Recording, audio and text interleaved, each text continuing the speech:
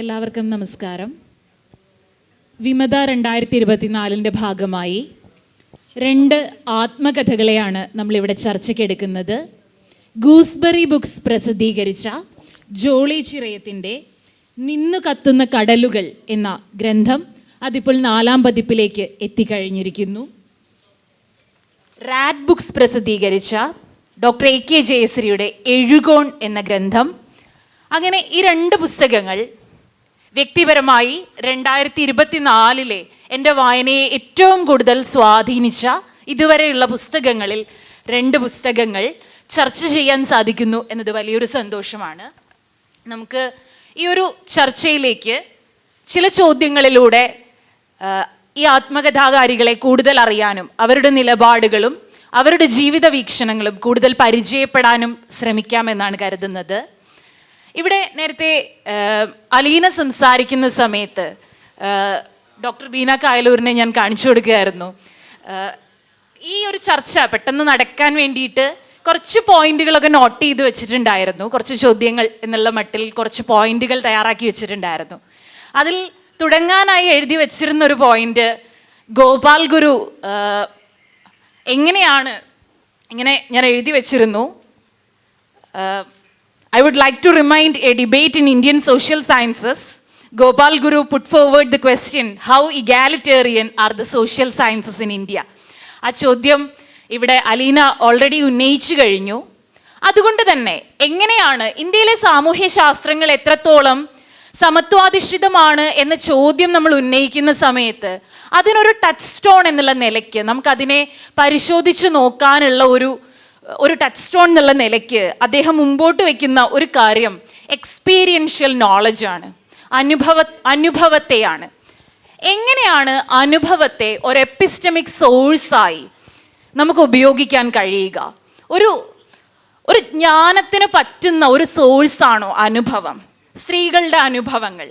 അപ്പോൾ അതുകൊണ്ട് തന്നെ ഒരു സമൂഹം ഇഗാലിറ്റേറിയൻ ആകാനായി സുന്ദർ സരൂക്കായും ഗോപാൽ ഗുരുവും കൂടി ചേർന്ന് എഴുതുന്ന ക്രാക്ക് ദ മിറർ എന്നുള്ള പുസ്തകം മുമ്പോട്ട് വെക്കുന്ന ഒരു മറുപടി, ഡൂയിങ് തിയറി എന്നൊരു മറുപടി മുമ്പോട്ട് വെക്കുന്നുണ്ട്.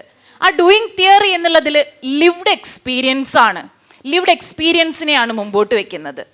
അത്തരത്തിലുള്ള ചില ലിവ്ഡ് എക്സ്പീരിയൻസിനെയാണ് നമ്മൾ ഇവിടെ കാണാൻ ശ്രമിക്കുന്നത്, അതിനോടാണ് നമ്മൾ സംസാരിക്കാൻ ശ്രമിക്കുന്നത്.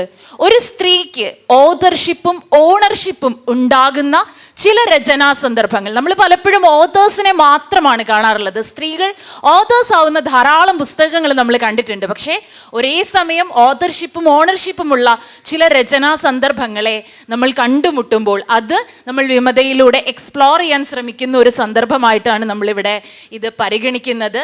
എന്നെ സംബന്ധിച്ചിടത്തോളം ഒരു വായനക്കാരി എന്നുള്ള നിലയ്ക്ക് നമ്മൾ സ്ത്രീകളെ വായിക്കുക എന്നത് 2023 എൻ്റെ വായനയെ ഏറ്റവും കൂടുതൽ സ്വാധീനിച്ചത് ആനി എർണോ ആയിരുന്നു.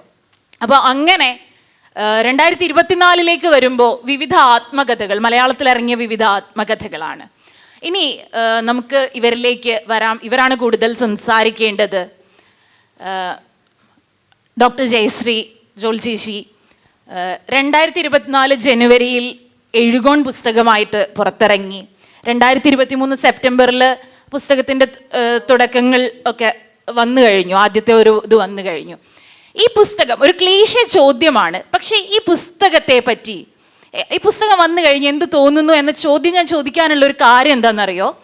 അതായത് ഇപ്പോഴും സ്ത്രീകളുടെ ആത്മകഥയിൽ മനുഷ്യർ പ്രതീക്ഷിക്കുന്നത് എന്താണ് എന്നുള്ളത് കുറച്ചൊക്കെ പലപ്പോഴും സാമൂഹ്യ മാധ്യമങ്ങളിലെ പ്രതികരണങ്ങൾ വ്യക്തമാക്കിയിട്ടുണ്ട് എന്ന് ഈ സാമൂഹ്യ മാധ്യമങ്ങൾ പരിശോധിക്കുമ്പോൾ എനിക്ക് തോന്നിയിട്ടുണ്ട്.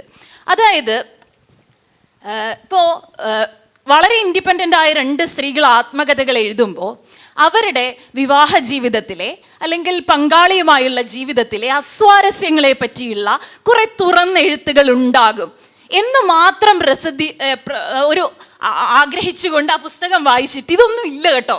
ഞാൻ പ്രത്യേകിച്ച് കൃത്യമായി ഞാൻ ആ സ്ക്രീൻഷോട്ട് എടുത്ത് വെച്ചിരുന്നു. റാറ്റ് ബുക്സിൻ്റെ ഒരു പേജിൽ അങ്ങനെയുള്ള കാര്യങ്ങളൊന്നും ഇല്ല കേട്ടോ എന്ന് പറയുന്ന, അതായത് ഇപ്പോഴും നമ്മൾ ചികയുന്ന ചിലതുണ്ട് എന്നുള്ള. അപ്പോൾ എങ്ങനെയാണ് അത്തരം ചില പ്രതികരണങ്ങളെ നമ്മൾ അത്തരം പ്രതികരണങ്ങൾ കൂടി, അല്ലാതെ ഒരു എഴുത്തുകാരി എന്നുള്ള പദവിയെ എങ്ങനെ നോക്കിക്കാണുന്നു എന്നുള്ളതല്ല, ഇത്തരം പുസ്തകങ്ങൾ വന്നു കഴിയുമ്പോൾ വിചിത്രമായി ഇത്തരം ഒരുപാട് പ്രതികരണങ്ങളെ പറ്റി രണ്ടുപേർക്കും പറയാനുണ്ടാവും. Doctor Jayashree please. ഇതുപോലെയുള്ള പ്രതികരണങ്ങളൊന്നും വന്നില്ല, എങ്കിലും നമുക്ക് ഊഹിക്കാം നമ്മുടെ സമൂഹത്തിൽ ഇങ്ങനെയുള്ള ഒരു പ്രതീക്ഷകളായിരിക്കും സ്ത്രീകളെക്കുറിച്ച്. നേരത്തെ ഇവിടെ പറഞ്ഞല്ലോ, സ്ത്രീകളിൽ നിന്ന് പ്രതീക്ഷിക്കുന്ന ജോലിസ്ഥലത്ത്, ഇപ്പോൾ പറഞ്ഞതേ ഉള്ളായിരുന്നു, ജോലിസ്ഥലത്ത് പ്രതീക്ഷിക്കുന്ന കാര്യം, പിന്നെ വീട്ടിൽ പ്രതീക്ഷിക്കുന്ന കാര്യം, പിന്നെ ഇന്നലെ സോയ പറഞ്ഞത്, പിന്നെ സ്ത്രീകളെ എപ്പോഴും എന്താണ് ഈ ഒരു പ്രത്യേക തരത്തിൽ പ്രണയം, വിവാഹം, കുറച്ച് ഫ്ലഷുള്ള ജ്യൂസി ആയിട്ടുള്ള കാര്യങ്ങൾ കൊണ്ടു നടക്കുന്ന ആളുകളെന്നുള്ള രീതിയിലാണല്ലോ കാണുന്നത്. അതുകൊണ്ട് അത് അങ്ങനെ പ്രതീക്ഷിച്ചിട്ട് ഉണ്ടാകുമായിരിക്കാം. പക്ഷെ നമ്മൾ എഴുതുന്നത് നമ്മുടെ അനുഭവത്തെക്കുറിച്ചാണല്ലോ. നമ്മുടെ അനുഭവം എന്ന് പറയുമ്പോൾ നമ്മൾ മനുഷ്യരാണ്. അപ്പോൾ മനുഷ്യർക്കുള്ള എല്ലാ കാര്യങ്ങളും നമുക്കുണ്ട്. ലൈംഗികതയും പ്രണയവും വിദ്യാഭ്യാസവും എല്ലാ കാര്യങ്ങളും, എല്ലാ മനുഷ്യർക്കുമുള്ള എല്ലാ കാര്യങ്ങളും നമുക്കുള്ളത് കൊണ്ട് തന്നെ നമ്മൾ എഴുതുമ്പോൾ എല്ലാ കാര്യങ്ങളും കടന്നു വരുന്നുണ്ടാകും. ഇതെല്ലാം വന്നിട്ടുണ്ടോ? എനിക്ക് ശരിക്കും ഓർമ്മയില്ല കേട്ടോ എന്തൊക്കെയാണ് അതിൽ നമ്മുടെ ജീവിതത്തിൽ വന്നിട്ടുള്ള കാര്യങ്ങൾ. ആ സമയത്ത് എഴുതുന്ന സമയത്ത് ഓർത്ത കാര്യങ്ങളൊക്കെ അതുകൊണ്ട് തീർന്നിട്ടുമില്ല. ഇനിയും ഒരുപാട് കാര്യങ്ങൾ എഴുതാത്തതും ഉണ്ടാവും. ആ സമയത്ത് ഇങ്ങനെ വന്നതൊക്കെ എഴുതിയെന്ന് മാത്രമേ ഉള്ളൂ. അതപ്പോൾ ബാക്കിയുള്ള ആളുകൾ എങ്ങനെയാണ് അത് പ്രതീക്ഷിച്ചത് എന്നൊന്നും എനിക്കറിയില്ല. അത് നിങ്ങൾ വായിച്ചിട്ടുള്ള ആൾക്കാരാണ് പറയേണ്ടത്. വായനക്കാരുടെ പ്രതികരണങ്ങളെ പറ്റി എന്തെങ്കിലും? എനിക്ക് വ്യക്തിപരമായി ഇപ്പോൾ നല്ലൊരു പ്രതികരണം എഴുതിയ ഒരാൾ ഈ ഓഡിയൻസിൽ തന്നെ ഉണ്ട്. അപ്പോൾ അതുപോലെ എനിക്ക് പേഴ്സണലായിട്ട് പല ആൾക്കാരും അയച്ചു തന്നത് ഇതിലിങ്ങനെ മോശമായ തരത്തിലുള്ള പ്രതികരണങ്ങളൊന്നും ഇതുവരെ കിട്ടിയിട്ടില്ല. ഞാൻ പിന്നെ ഒരുപാട് ഈ സോഷ്യൽ മീഡിയ നോക്കാത്തതുകൊണ്ട് ഞാൻ കാണാത്തതായിരിക്കും. പലതരത്തിലുള്ള പ്രതികരണങ്ങൾ ഉണ്ടാകുമായിരിക്കും. ഇതൊന്നും എൻ്റെ ശ്രദ്ധയിലേക്ക് വന്നിട്ടില്ല ഇതുവരെ. ജോളി ചേച്ചി. എൻ്റെ കാര്യത്തിലും ഇതുപോലെ തന്നെ ഞാൻ എഴുത്തുകാരിയാവണം അങ്ങനെയുള്ള രീതിയിലല്ല. എനിക്ക് തോന്നുന്നത് സിനിമ തന്ന ഒരു പ്രിവിലേജ് തന്നെയാണെന്ന് പറയേണ്ടി വരും. അല്ലെങ്കിൽ ഒരു ഇൻ്റർവ്യൂ അത്രയും ഡീറ്റെയിൽ ആയിട്ട് ഒരു ഇൻ്റർവ്യൂ വരുമല്ലോ. അപ്പോൾ ഇൻ്റർവ്യൂ വന്നതിൻ്റെ ഭാഗമായിട്ടാണ് ഇത് പുസ്തകമാക്കുക. അപ്പോൾ എനിക്കത് മനസ്സിലായ ഒരു കാര്യം എന്ന് പറഞ്ഞാൽ, നേരത്തെ പറഞ്ഞതുപോലെ ഇത് എന്തോ ഉണ്ടല്ലോ സംതിങ്. അപ്പോൾ ഇവരെ സംബന്ധിച്ച് എല്ലാവരും മനുഷ്യനിൽ കണ്ടൻറ്റ് അന്വേഷിച്ച് നടക്കുന്ന ഒരു കാര്യമാണ്. തൃപ്തിയല്ല, നിങ്ങളിലുള്ള വേറെന്തെങ്കിലും എന്ന് വെച്ചാൽ ഈ കോണ്ടൻറ്റ് ക്രിയേഷൻ ആണല്ലോ നമ്മൾ പരസ്പരം. അപ്പോൾ ഇങ്ങനൊരു ലോകത്താണല്ലോ എന്ന് മനസ്സിലാക്കിക്കൊണ്ട് തന്നെ അന്ന് എഴുതിയേക്കാം എന്ന് ഞാനങ്ങ് വിചാരിക്കുകയാണ്. അപ്പോഴും സീരിയസ് ആയിരുന്നില്ല. പിന്നെ 3.5 വർഷം എടുത്തിട്ടൊക്കെയാണ് എൻ്റെ സ്വതസിദ്ധമായ മടി. അപ്പോൾ ഞാൻ വളരെ സബ്ജക്റ്റീവായിട്ടാണ് ഇതിനെ അപ്രോച്ച് ചെയ്തത്. എൻ്റെ ഒരു ഓർമ്മ വെച്ച കാലം തൊട്ട് ഇപ്പോൾ ഈ നിലനിൽക്കുന്ന ഒരു അവസ്ഥ വരെയുള്ള ഹൈലി സബ്ജക്റ്റീവായിട്ടുള്ള എൻ്റെ ഒരു ജേണിയാണ്. അതിനെ ഞാൻ എങ്ങനെ കണ്ടു, മനസ്സിലാക്കി, മറികടന്നു എന്നുള്ളത് മാത്രമേ ഞാൻ പറയാൻ ശ്രമിച്ചുള്ളൂ. അതല്ലാതെ വേറെ ഡീറ്റെയിലിംഗ് ഒന്നും പോയില്ല. കാരണം അത്രയൊന്നും ഡീറ്റെയിലിംഗ് ആയിട്ട് എഴുതാൻ പറ്റുന്ന ഒരവസ്ഥയിൽ, അതായത് എനിക്ക് ധൈര്യമില്ലായ്മ എന്നുള്ളതല്ല, നമ്മുടെ പബ്ലിഷേഴ്സിൻ്റെ പരിമിതിൻ്റെ അവർക്കൊരു 300 പേജ് മാക്സിമം പറ്റുള്ളൂ എന്നുള്ളത്. അപ്പോൾ ഞാൻ എഴുതി വന്നപ്പോൾ 600 പേജ് ഉണ്ടായിരുന്നു. അത് പിന്നെ മൊത്തം എഡിറ്റ് ചെയ്തപ്പോൾ എൻ്റെ കയ്യിൽ നിന്ന് പോയി അത് കുറേയൊക്കെ. എന്നാലും ഞാനത് ശ്രമിച്ചത്, ഞാൻ എന്താണോ ജീവിച്ചത് അതുതന്നെയാണ് ഞാൻ അവിടെ പറയാൻ ശ്രമിച്ചത്. എനിക്ക് ഉണ്ടായ ഒരു സന്തോഷം എന്ന് പറഞ്ഞാൽ, ഈ നമ്മൾ ഒരു സാമൂഹ്യ മാധ്യമത്തിൽ ഇടപെടലല്ലാതെ തന്നെ മനുഷ്യരുടെ ഇടയിലൊക്കെ കുറച്ചെങ്കിലൊക്കെ ഇടപെട്ട് ജീവിച്ചിരുന്ന ഒരാളായിരുന്നു. എനിക്കൊരു ദുഃഖം എന്നുള്ളത് ഇന്ന് വരെ ഞാൻ കാണുന്ന നമ്മളൊരു സിസ്റ്റർഹുഡിൻ്റെ ഭാഗമായിട്ട് കാണുന്ന സ്ത്രീകൾ ആരും തന്നെ ഈ പുസ്തകം വായിച്ചൊരു അഭിപ്രായം പറഞ്ഞില്ല. പക്ഷേ അതേ സമയം അതായത് തൊഴിലുറപ്പ് പദ്ധതിയിലേക്ക് പോകുന്ന ഒരു സ്ത്രീ മുതൽ തെങ്ങുകയറ്റ തൊഴിലാളിയും ഓട്ടോറിക്ഷ ഡ്രൈവേഴ്സായിട്ടൊക്കെയുള്ള ഒരുപാട് അറിയാത്ത മനുഷ്യർ, അതായത് 100 കണക്കിന് ഞാൻ ഇന്നുവരെയും കാണാത്തയും കേൾക്കാത്തയും മനുഷ്യർ മുഴുവൻ എൻ്റെ സൗഹൃദം ആഗ്രഹിക്കുകയും വിളിക്കുകയും 75 വയസ്സ് വരെ, അതായത് 20 വയസ്സ് മുതൽ 75 വയസ്സ് വരെയുള്ള മനുഷ്യർ ഇന്ന് ഭയങ്കര നല്ല സുഹൃത്തുക്കളായിട്ട്, ഞാൻ ഇന്ന് അവരെ കണ്ടിട്ടൊന്നുമില്ല. പക്ഷേ അത് ഞങ്ങൾ വിളിക്കുകയും എഴുതുകയൊക്കെ ചെയ്യുന്ന അങ്ങനെ ഒരു വലിയൊരു എന്താ പറയുക, എനിക്കതൊരു ഒരു നെയ്ത്ത് തുടങ്ങി നമ്മളിങ്ങനെ പോകുന്നത് പോലെയുള്ള ഒരു കണക്ഷൻസ് സമൂഹത്തിൻ്റെ കുറേയും കൂടിയും ഇഴയെടുപ്പുണ്ടാകുന്ന ഒരു കാര്യത്തിലേക്ക് എൻ്റെ പുസ്തകം മാറി എന്നുള്ളൊരു വലിയ സന്തോഷം എനിക്കുണ്ട്. കാരണം ഞാനൊരു മനുഷ്യൻ എന്നുള്ള രീതിയിൽ ഞാൻ നിൽക്കുന്നത് എവിടെയാണെന്ന് എനിക്കറിയാം. അപ്പോൾ അതുകൊണ്ട് തന്നെ എനിക്ക് അങ്ങനെ ഉണ്ടായല്ലോ ആ ബുക്ക് കൊണ്ട് എന്നുള്ളൊരു വലിയ സന്തോഷമുണ്ട്. പക്ഷേ അതേസമയം എന്നെ നിരാശപ്പെടുത്തിയത് ഞാൻ പറയുന്ന ഈ സിസ്റ്റർഹുഡ് എന്ന് പറഞ്ഞ് ഞാൻ കൊണ്ടു നടന്നിരുന്ന ഈ മനുഷ്യരൊക്കെ എവിടെയാണെന്നാണ്. കാരണം ആരും ഇന്ന് വരെയും ഈ പുസ്തകത്തെക്കുറിച്ച് ഒരു വാക്ക് എഴുതിയത് നന്നായിരുന്നോ മോശമായിരുന്നോ അല്ലെങ്കിൽ അങ്ങനെയല്ലായിരുന്നു എന്തും പറയാലോ, പക്ഷെ അങ്ങനെ ഒന്നും ഉണ്ടായില്ല എന്നുള്ളൊരു വളരെ ദുഃഖകരമായ ഒരു യാഥാർത്ഥ്യം കൂടെ ഉണ്ട്. ഈ നിന്ന് കത്തുന്ന കടലുകൾ വായിക്കുന്നു, അതിനെ തുടർന്ന് എഴുകോൺ വായിക്കുന്നു, അതിനെ തുടർന്നാണ് അടിമമക്ക വായിക്കുന്നത്, CK ജാനുവിൻ്റെ ആത്മകഥ. ഈ 3 ആത്മകഥകൾ വായിച്ചപ്പോൾ ഒരു പൊതുവായി തോന്നിയ ഒരു പ്രശ്നമുണ്ട് കേട്ടോ. അതായത് ഇപ്പോൾ ജോളി ചേച്ചി വിദ്യാർത്ഥി രാഷ്ട്രീയത്തിൽ പ്രത്യേക നിലപാടുകൾ എടുക്കുന്ന ഒരു സമയം, അതായത് ചില പ്രശ്നങ്ങളിൽ പ്രതികരണങ്ങളൊന്നും ഉണ്ടാകുന്നില്ല എന്നതുകൊണ്ട് ചേച്ചി അതുകൊണ്ട് വിദ്യാർത്ഥി രാഷ്ട്രീയത്തിൽ കക്ഷി മാറിപ്പോവുകയും ഒക്കെ ചെയ്യുന്ന ഒരു സന്ദർഭമൊക്കെ വളരെ വിശദമായി പുസ്തകത്തിൽ വിവരിക്കുന്നുണ്ട്. അപ്പോൾ അതുകൊണ്ട് തന്നെ നമുക്കൊരു കാര്യം നേടിയെടുക്കണമെന്നുണ്ടെങ്കിൽ നമ്മൾ ഈ പറയുന്ന പാർട്ടിയൊക്കെ നമ്മുടെ കൂടെ നിൽക്കുമെന്നൊക്കെ ഉള്ള ഒരു പ്രശ്നം ഒരു പെൺകുട്ടി എന്നുള്ള നിലയ്ക്ക് അത്തരമൊരു ചോദ്യം ഉണ്ടാവുന്നുണ്ട്. അതുപോലെ തന്നെയാണ് ഇപ്പോൾ എഴുകോൺ വായിച്ചപ്പോൾ എഴുകോൺ വായിക്കുമ്പോൾ ഞാൻ ജോളി ചേച്ചിയുടെ ആ സന്ദർഭം വീണ്ടും ഓർമ്മിക്കുകയാണ്. അതായത് ഒരു സ്കൂളിലെ സന്ദർഭമുണ്ട്. അതായത് സ്കൂളിൽ നേരത്തെ അതായത് അധ്യാപകൻ അപമര്യാദയായി പെരുമാറുന്ന ഒരു സന്ദർഭത്തെ പറ്റി വിവരിക്കുന്നുണ്ട്. അധ്യാപകൻ അപമര്യാദയായി പെരുമാറുന്ന ഒരു സന്ദർഭത്തെ പരാതിപ്പെട്ടാലൊന്നും കുട്ടികൾക്ക് നടത്തിയെടുക്കാൻ പറ്റില്ല എന്ന് കുട്ടികൾക്ക് തന്നെ അറിയാം. ആ ഒരു സന്ദർഭത്തെ അപ്പോൾ ഇത് കുട്ടികളെ ദുരുപയോഗം ചെയ്യാൻ വേണ്ടി വെക്കുന്ന ഒരു എക്സ്ട്രാ ക്ലാസ്, ശനിയാഴ്ച വെക്കുന്ന ഒരു എക്സ്ട്രാ ക്ലാസ്സിൽ കുട്ടികളെല്ലാവരും കൂടി ഒരു നേതൃത്വം, ഒരു മുതിർന്ന ഒരു പെൺകുട്ടി അതിൻ്റെ നേതൃത്വമൊക്കെ ഏറ്റെടുത്ത് ആ പെൺകുട്ടിയുടെ ഒരു നേതൃത്വത്തിൽ എന്ന് തന്നെ വേണമെങ്കിൽ പറയാവുന്നതുപോലെ അധ്യാപകനെ തിരിച്ചൊരു പാഠം പഠിപ്പിക്കുകയാണ്. ഈ ശനിയാഴ്ച ദിവസം അധ്യാപകനെ തിരിച്ചു പാഠം പഠിപ്പിക്കുന്ന ഒരു സന്ദർഭമുണ്ട്. ഇത് രണ്ടും കൂടി ചേർത്ത് വെക്കുന്നു. അടിമമക്കയിലെ പല സന്ദർഭങ്ങളൊക്കെ വായിക്കുന്ന സമയത്ത് എനിക്ക് തോന്നിയത് ഇവർ മാത്രമല്ല, ഇവർ രണ്ടുപേരും തുല്യപ്രാതിനിധ്യ പ്രസ്ഥാനത്തിൻ്റെ ഒക്കെ ഭാഗമായി നിൽക്കുന്ന ആളുകളും കൂടിയാണ്. അപ്പം ഇതെല്ലാം കൂടി ചേർത്ത് വായിക്കുമ്പോൾ സ്ത്രീകളെ സംബന്ധിച്ചിടത്തോളം ഈ ഒരു രാഷ്ട്രീയ നിലപാട് എന്നൊക്കെ പറയുന്നത് നമ്മുടെ ഈ ഒരു കക്ഷി രാഷ്ട്രീയ പാർട്ടിയുടെ ലേബലിൽ നിന്ന് നമുക്ക് കിട്ടാവുന്നതൊന്നല്ല എന്നൊക്കെ സ്ത്രീകൾ തിരിച്ചറിയുന്ന ഘട്ടം, രാഷ്ട്രീയമായിട്ടുള്ള ആ നിലപാടുകളുടെ ഒക്കെ ഒരു പ്രശ്നമൊക്കെ എത്രത്തോളം വ്യാജമാണ്. നമ്മൾ ഈ പറയുന്ന ഈ ഓരോ പാർട്ടികളുണ്ടല്ലോ, ഇപ്പം സ്ത്രീകളെ അങ്ങ് രക്ഷിക്കുമെന്ന് പറയുന്ന പാർട്ടികൾ, അതിൻ്റെ ഒരു പ്രശ്നം. കാര്യം അതുകൊണ്ടാണല്ലോ, അതായത് പുരോഗമനം പറയുന്ന ഒരു പാർട്ടിയിൽ നിന്ന് മറ്റൊരു പാർട്ടിയിലേക്ക് ഒരു വിദ്യാർത്ഥി നേതാവിന് മാറേണ്ടി വരുന്നു. അതേസമയം ഒരു രാഷ്ട്രീയ പാർട്ടിക്കല്ല പരിഹാരം ഉണ്ടാക്കി തരാൻ പറ്റുക എന്ന് വിദ്യാർത്ഥികൾ ചേർന്ന് തീരുമാനിക്കുന്നു. അപ്പം CK ജാനുവിൻ്റെ ആത്മകഥയിൽ പോലും അത്തരം ചില ചോദ്യങ്ങളുണ്ട്. അവരുടെ രാഷ്ട്രീയത്തോട് നമുക്ക് ഒരിക്കലും സന്ധി ചെയ്യാൻ പറ്റില്ലെങ്കിലും ഇതുവരെ എന്ത് ചെയ്തു, ഈ ജനതയോട് എന്ത് ചെയ്തു എന്ന ചോദ്യത്തിന് മുമ്പിൽ നമ്മൾ പകച്ചു പോകുന്നുണ്ട്. ആ ചോദ്യത്തെ, അവർ പോയതിനെ നമ്മൾ വിമർശിക്കുമ്പോഴും ആ ചോദ്യത്തിന് മുമ്പിൽ നമുക്ക് യാതൊരു ഉത്തരവുമില്ലാതെ പോകുന്നുണ്ട്. അപ്പം ഇത്തരത്തിലുള്ള ഈ രാഷ്ട്രീയ സന്ദർഭത്തെ സ്ത്രീകൾക്ക് ഒരു പൊളിറ്റിക്സ് ഉണ്ടാവണമെന്നുണ്ടെങ്കിൽ സ്ത്രീകൾക്ക് ഒരു ഇടം രൂപപ്പെടുത്തി എടുക്കേണ്ടി വരും എന്ന ഈ ഒരു സാഹചര്യം വരുന്നതിനെ എങ്ങനെയാണ് നോക്കിക്കാണുന്നത്? ഇതിനെ രണ്ടുപേരും അതിനോടൊന്ന് പ്രതികരിച്ചാൽ കൊള്ളാം. എനിക്ക് സ്കൂളിൽ പഠിക്കുന്ന കാലത്ത് അങ്ങനെ ഒരു വലിയ രാഷ്ട്രീയ ബോധം ഒന്നുമുള്ള ആളായിരുന്നില്ല. പക്ഷേ എനിക്ക് മനസ്സിലായിട്ടുള്ള കാര്യം, ഇന്ന് ഇവിടെ നടന്നിട്ടുള്ള എല്ലാവരുടെയും സംസാരങ്ങളും പൊതുവെ ഉള്ളത് ഇന്ന് മനസ്സിലായിട്ടുള്ളത്, എല്ലാ മനുഷ്യർക്കും നമ്മുടെ ആത്മാഭിമാനം എന്ന് പറയുന്നത് തന്നെയാണ് ഏറ്റവും വലുതായിട്ടുള്ളൊരു കാര്യം.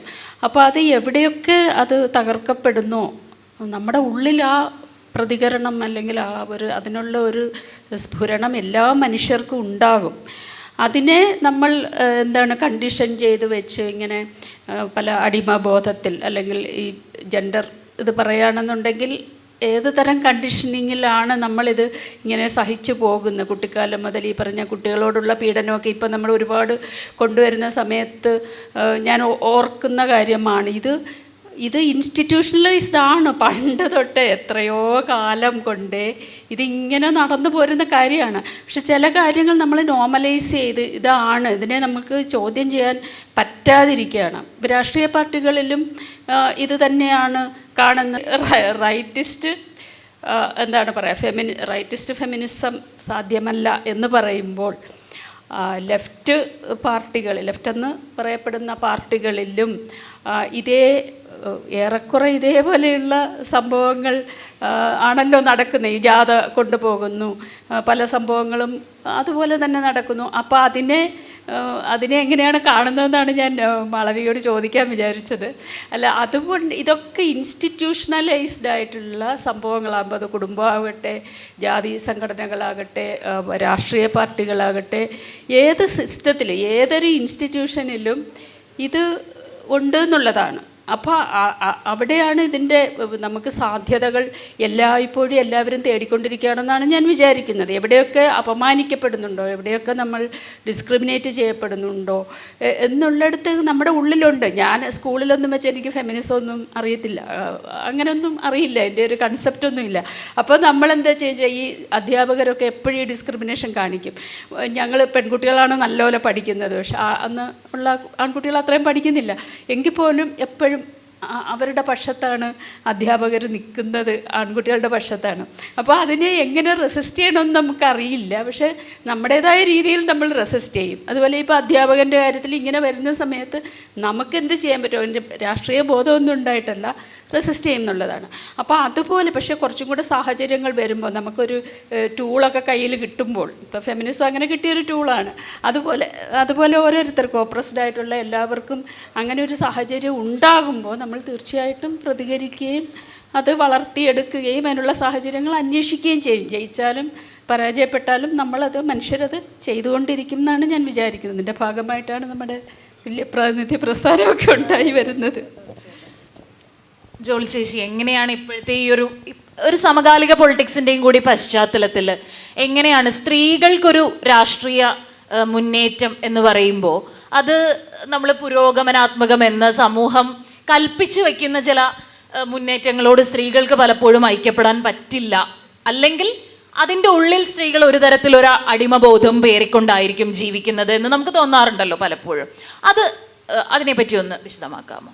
അല്ല, എനിക്കും ഇതുപോലെ തോന്നിയിട്ടുള്ളത് തന്നെ, നമ്മൾ വളരുന്നൊരു സാഹചര്യത്തിൽ നമ്മൾ കൺഫ്രണ്ട് ചെയ്യേണ്ടി വരുന്ന അനീതികൾ അല്ലെങ്കിൽ വിവേചനങ്ങൾ, ഇതിൽ നിന്ന് നമ്മളിലുണ്ടാകുന്ന ഒരു സ്പാർക്കാണ്.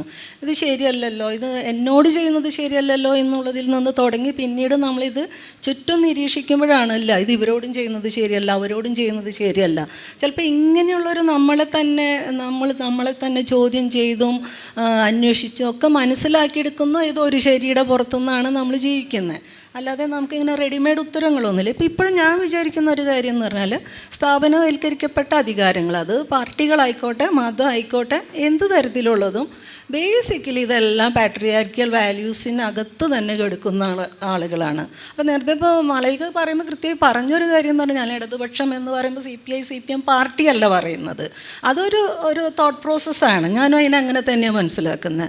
ആ തോട്ട് പ്രോസസ്സിനകത്ത് നിന്നിട്ടാണ് നമ്മൾ ഈ പറഞ്ഞ എല്ലാ തരത്തിലുള്ള ജസ്റ്റിസിന് വേണ്ടിയിട്ടും മുറവിളി കൂട്ടുന്നത്. അതിൽ തന്നെ ഈ ഹൈറാർക്കിയൽ സ്ട്രക്ചർ ഉണ്ടെന്ന് നമുക്കറിയാം.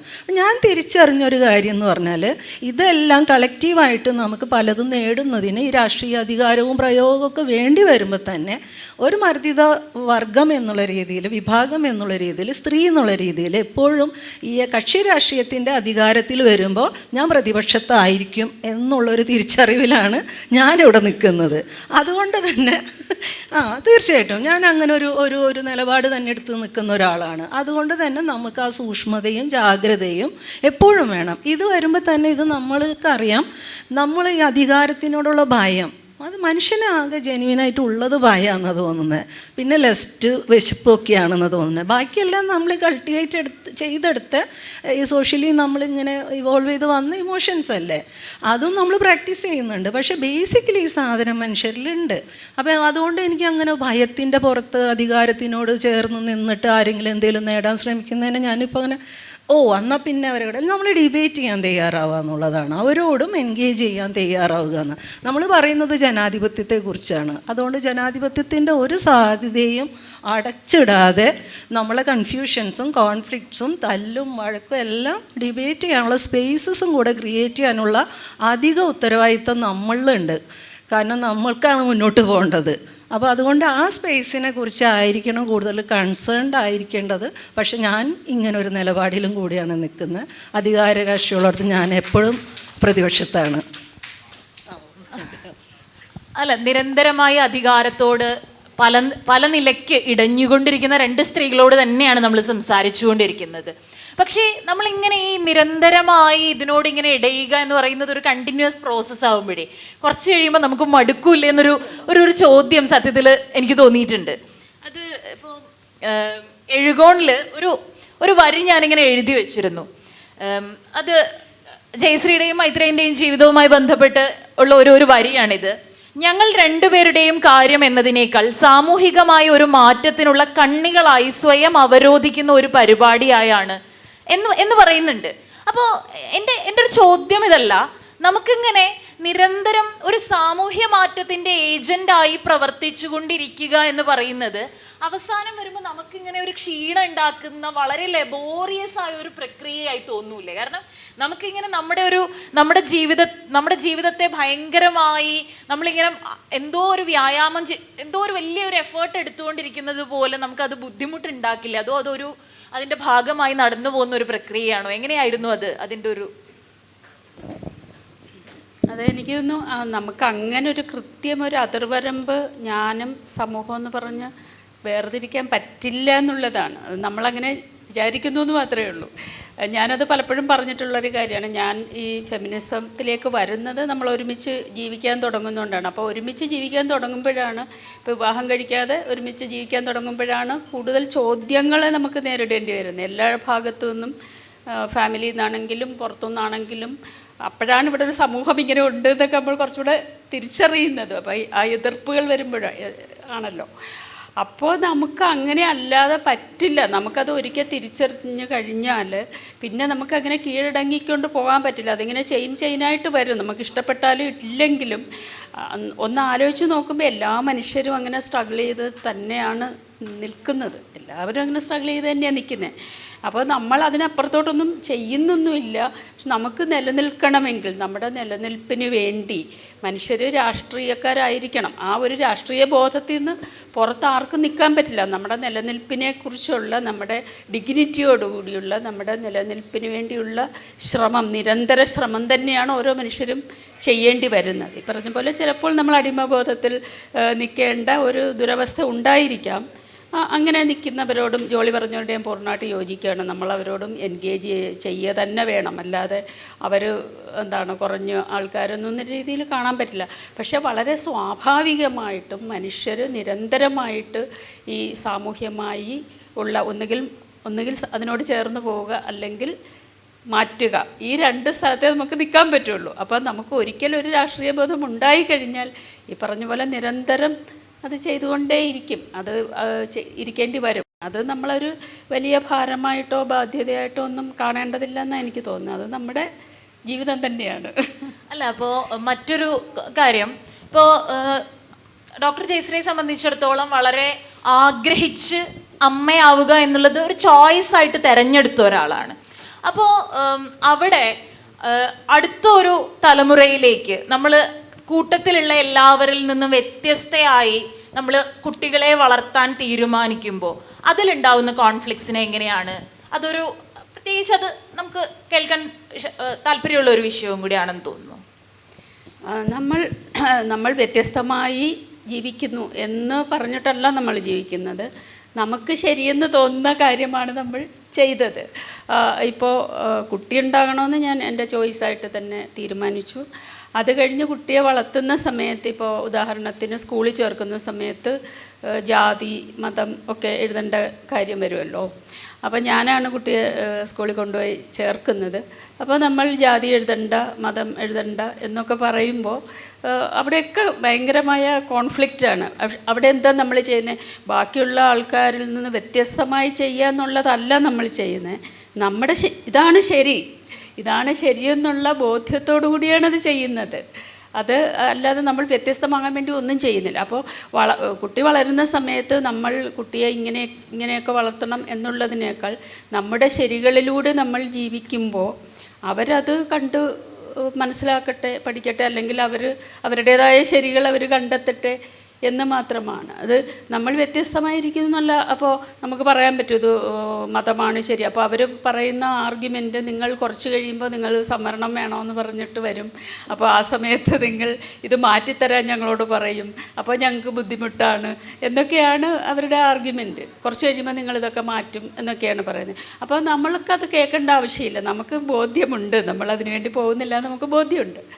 അപ്പോൾ അങ്ങനെ ആണ് അവിടെ നമ്മൾ സ്വാഭാവികമാണെന്നാണ് ഞാൻ പറയുന്നത്. അതല്ലാതെ ഇങ്ങനെ വ്യത്യസ്തമാകണം എന്ന് പറഞ്ഞിട്ട് നമ്മൾ ഒന്നും ചെയ്യുന്നില്ല. അപ്പോൾ അതിനകത്തുള്ള ഒരു കൗതുകം എന്താണെന്ന് വെച്ചാൽ, ഇപ്പോൾ ഞങ്ങളുടെയൊക്കെ ഒരു തലമുറയെ സംബന്ധിച്ചിടത്തോളം എന്ന് പറഞ്ഞു കഴിഞ്ഞാൽ, ഇപ്പോൾ വ്യത്യസ്തരാണ് എന്നുണ്ടെങ്കിൽ നമുക്ക് ഇപ്പോൾ നമ്മുടെ താല്പര്യം അനുസരിച്ചുള്ള ഒരു സൗഹൃദമൊക്കെ രൂപപ്പെടുത്തിയെടുക്കാൻ ഇന്നിപ്പോൾ സാമൂഹ്യ മാധ്യമങ്ങളുണ്ട്, പല കാര്യങ്ങളുണ്ട്.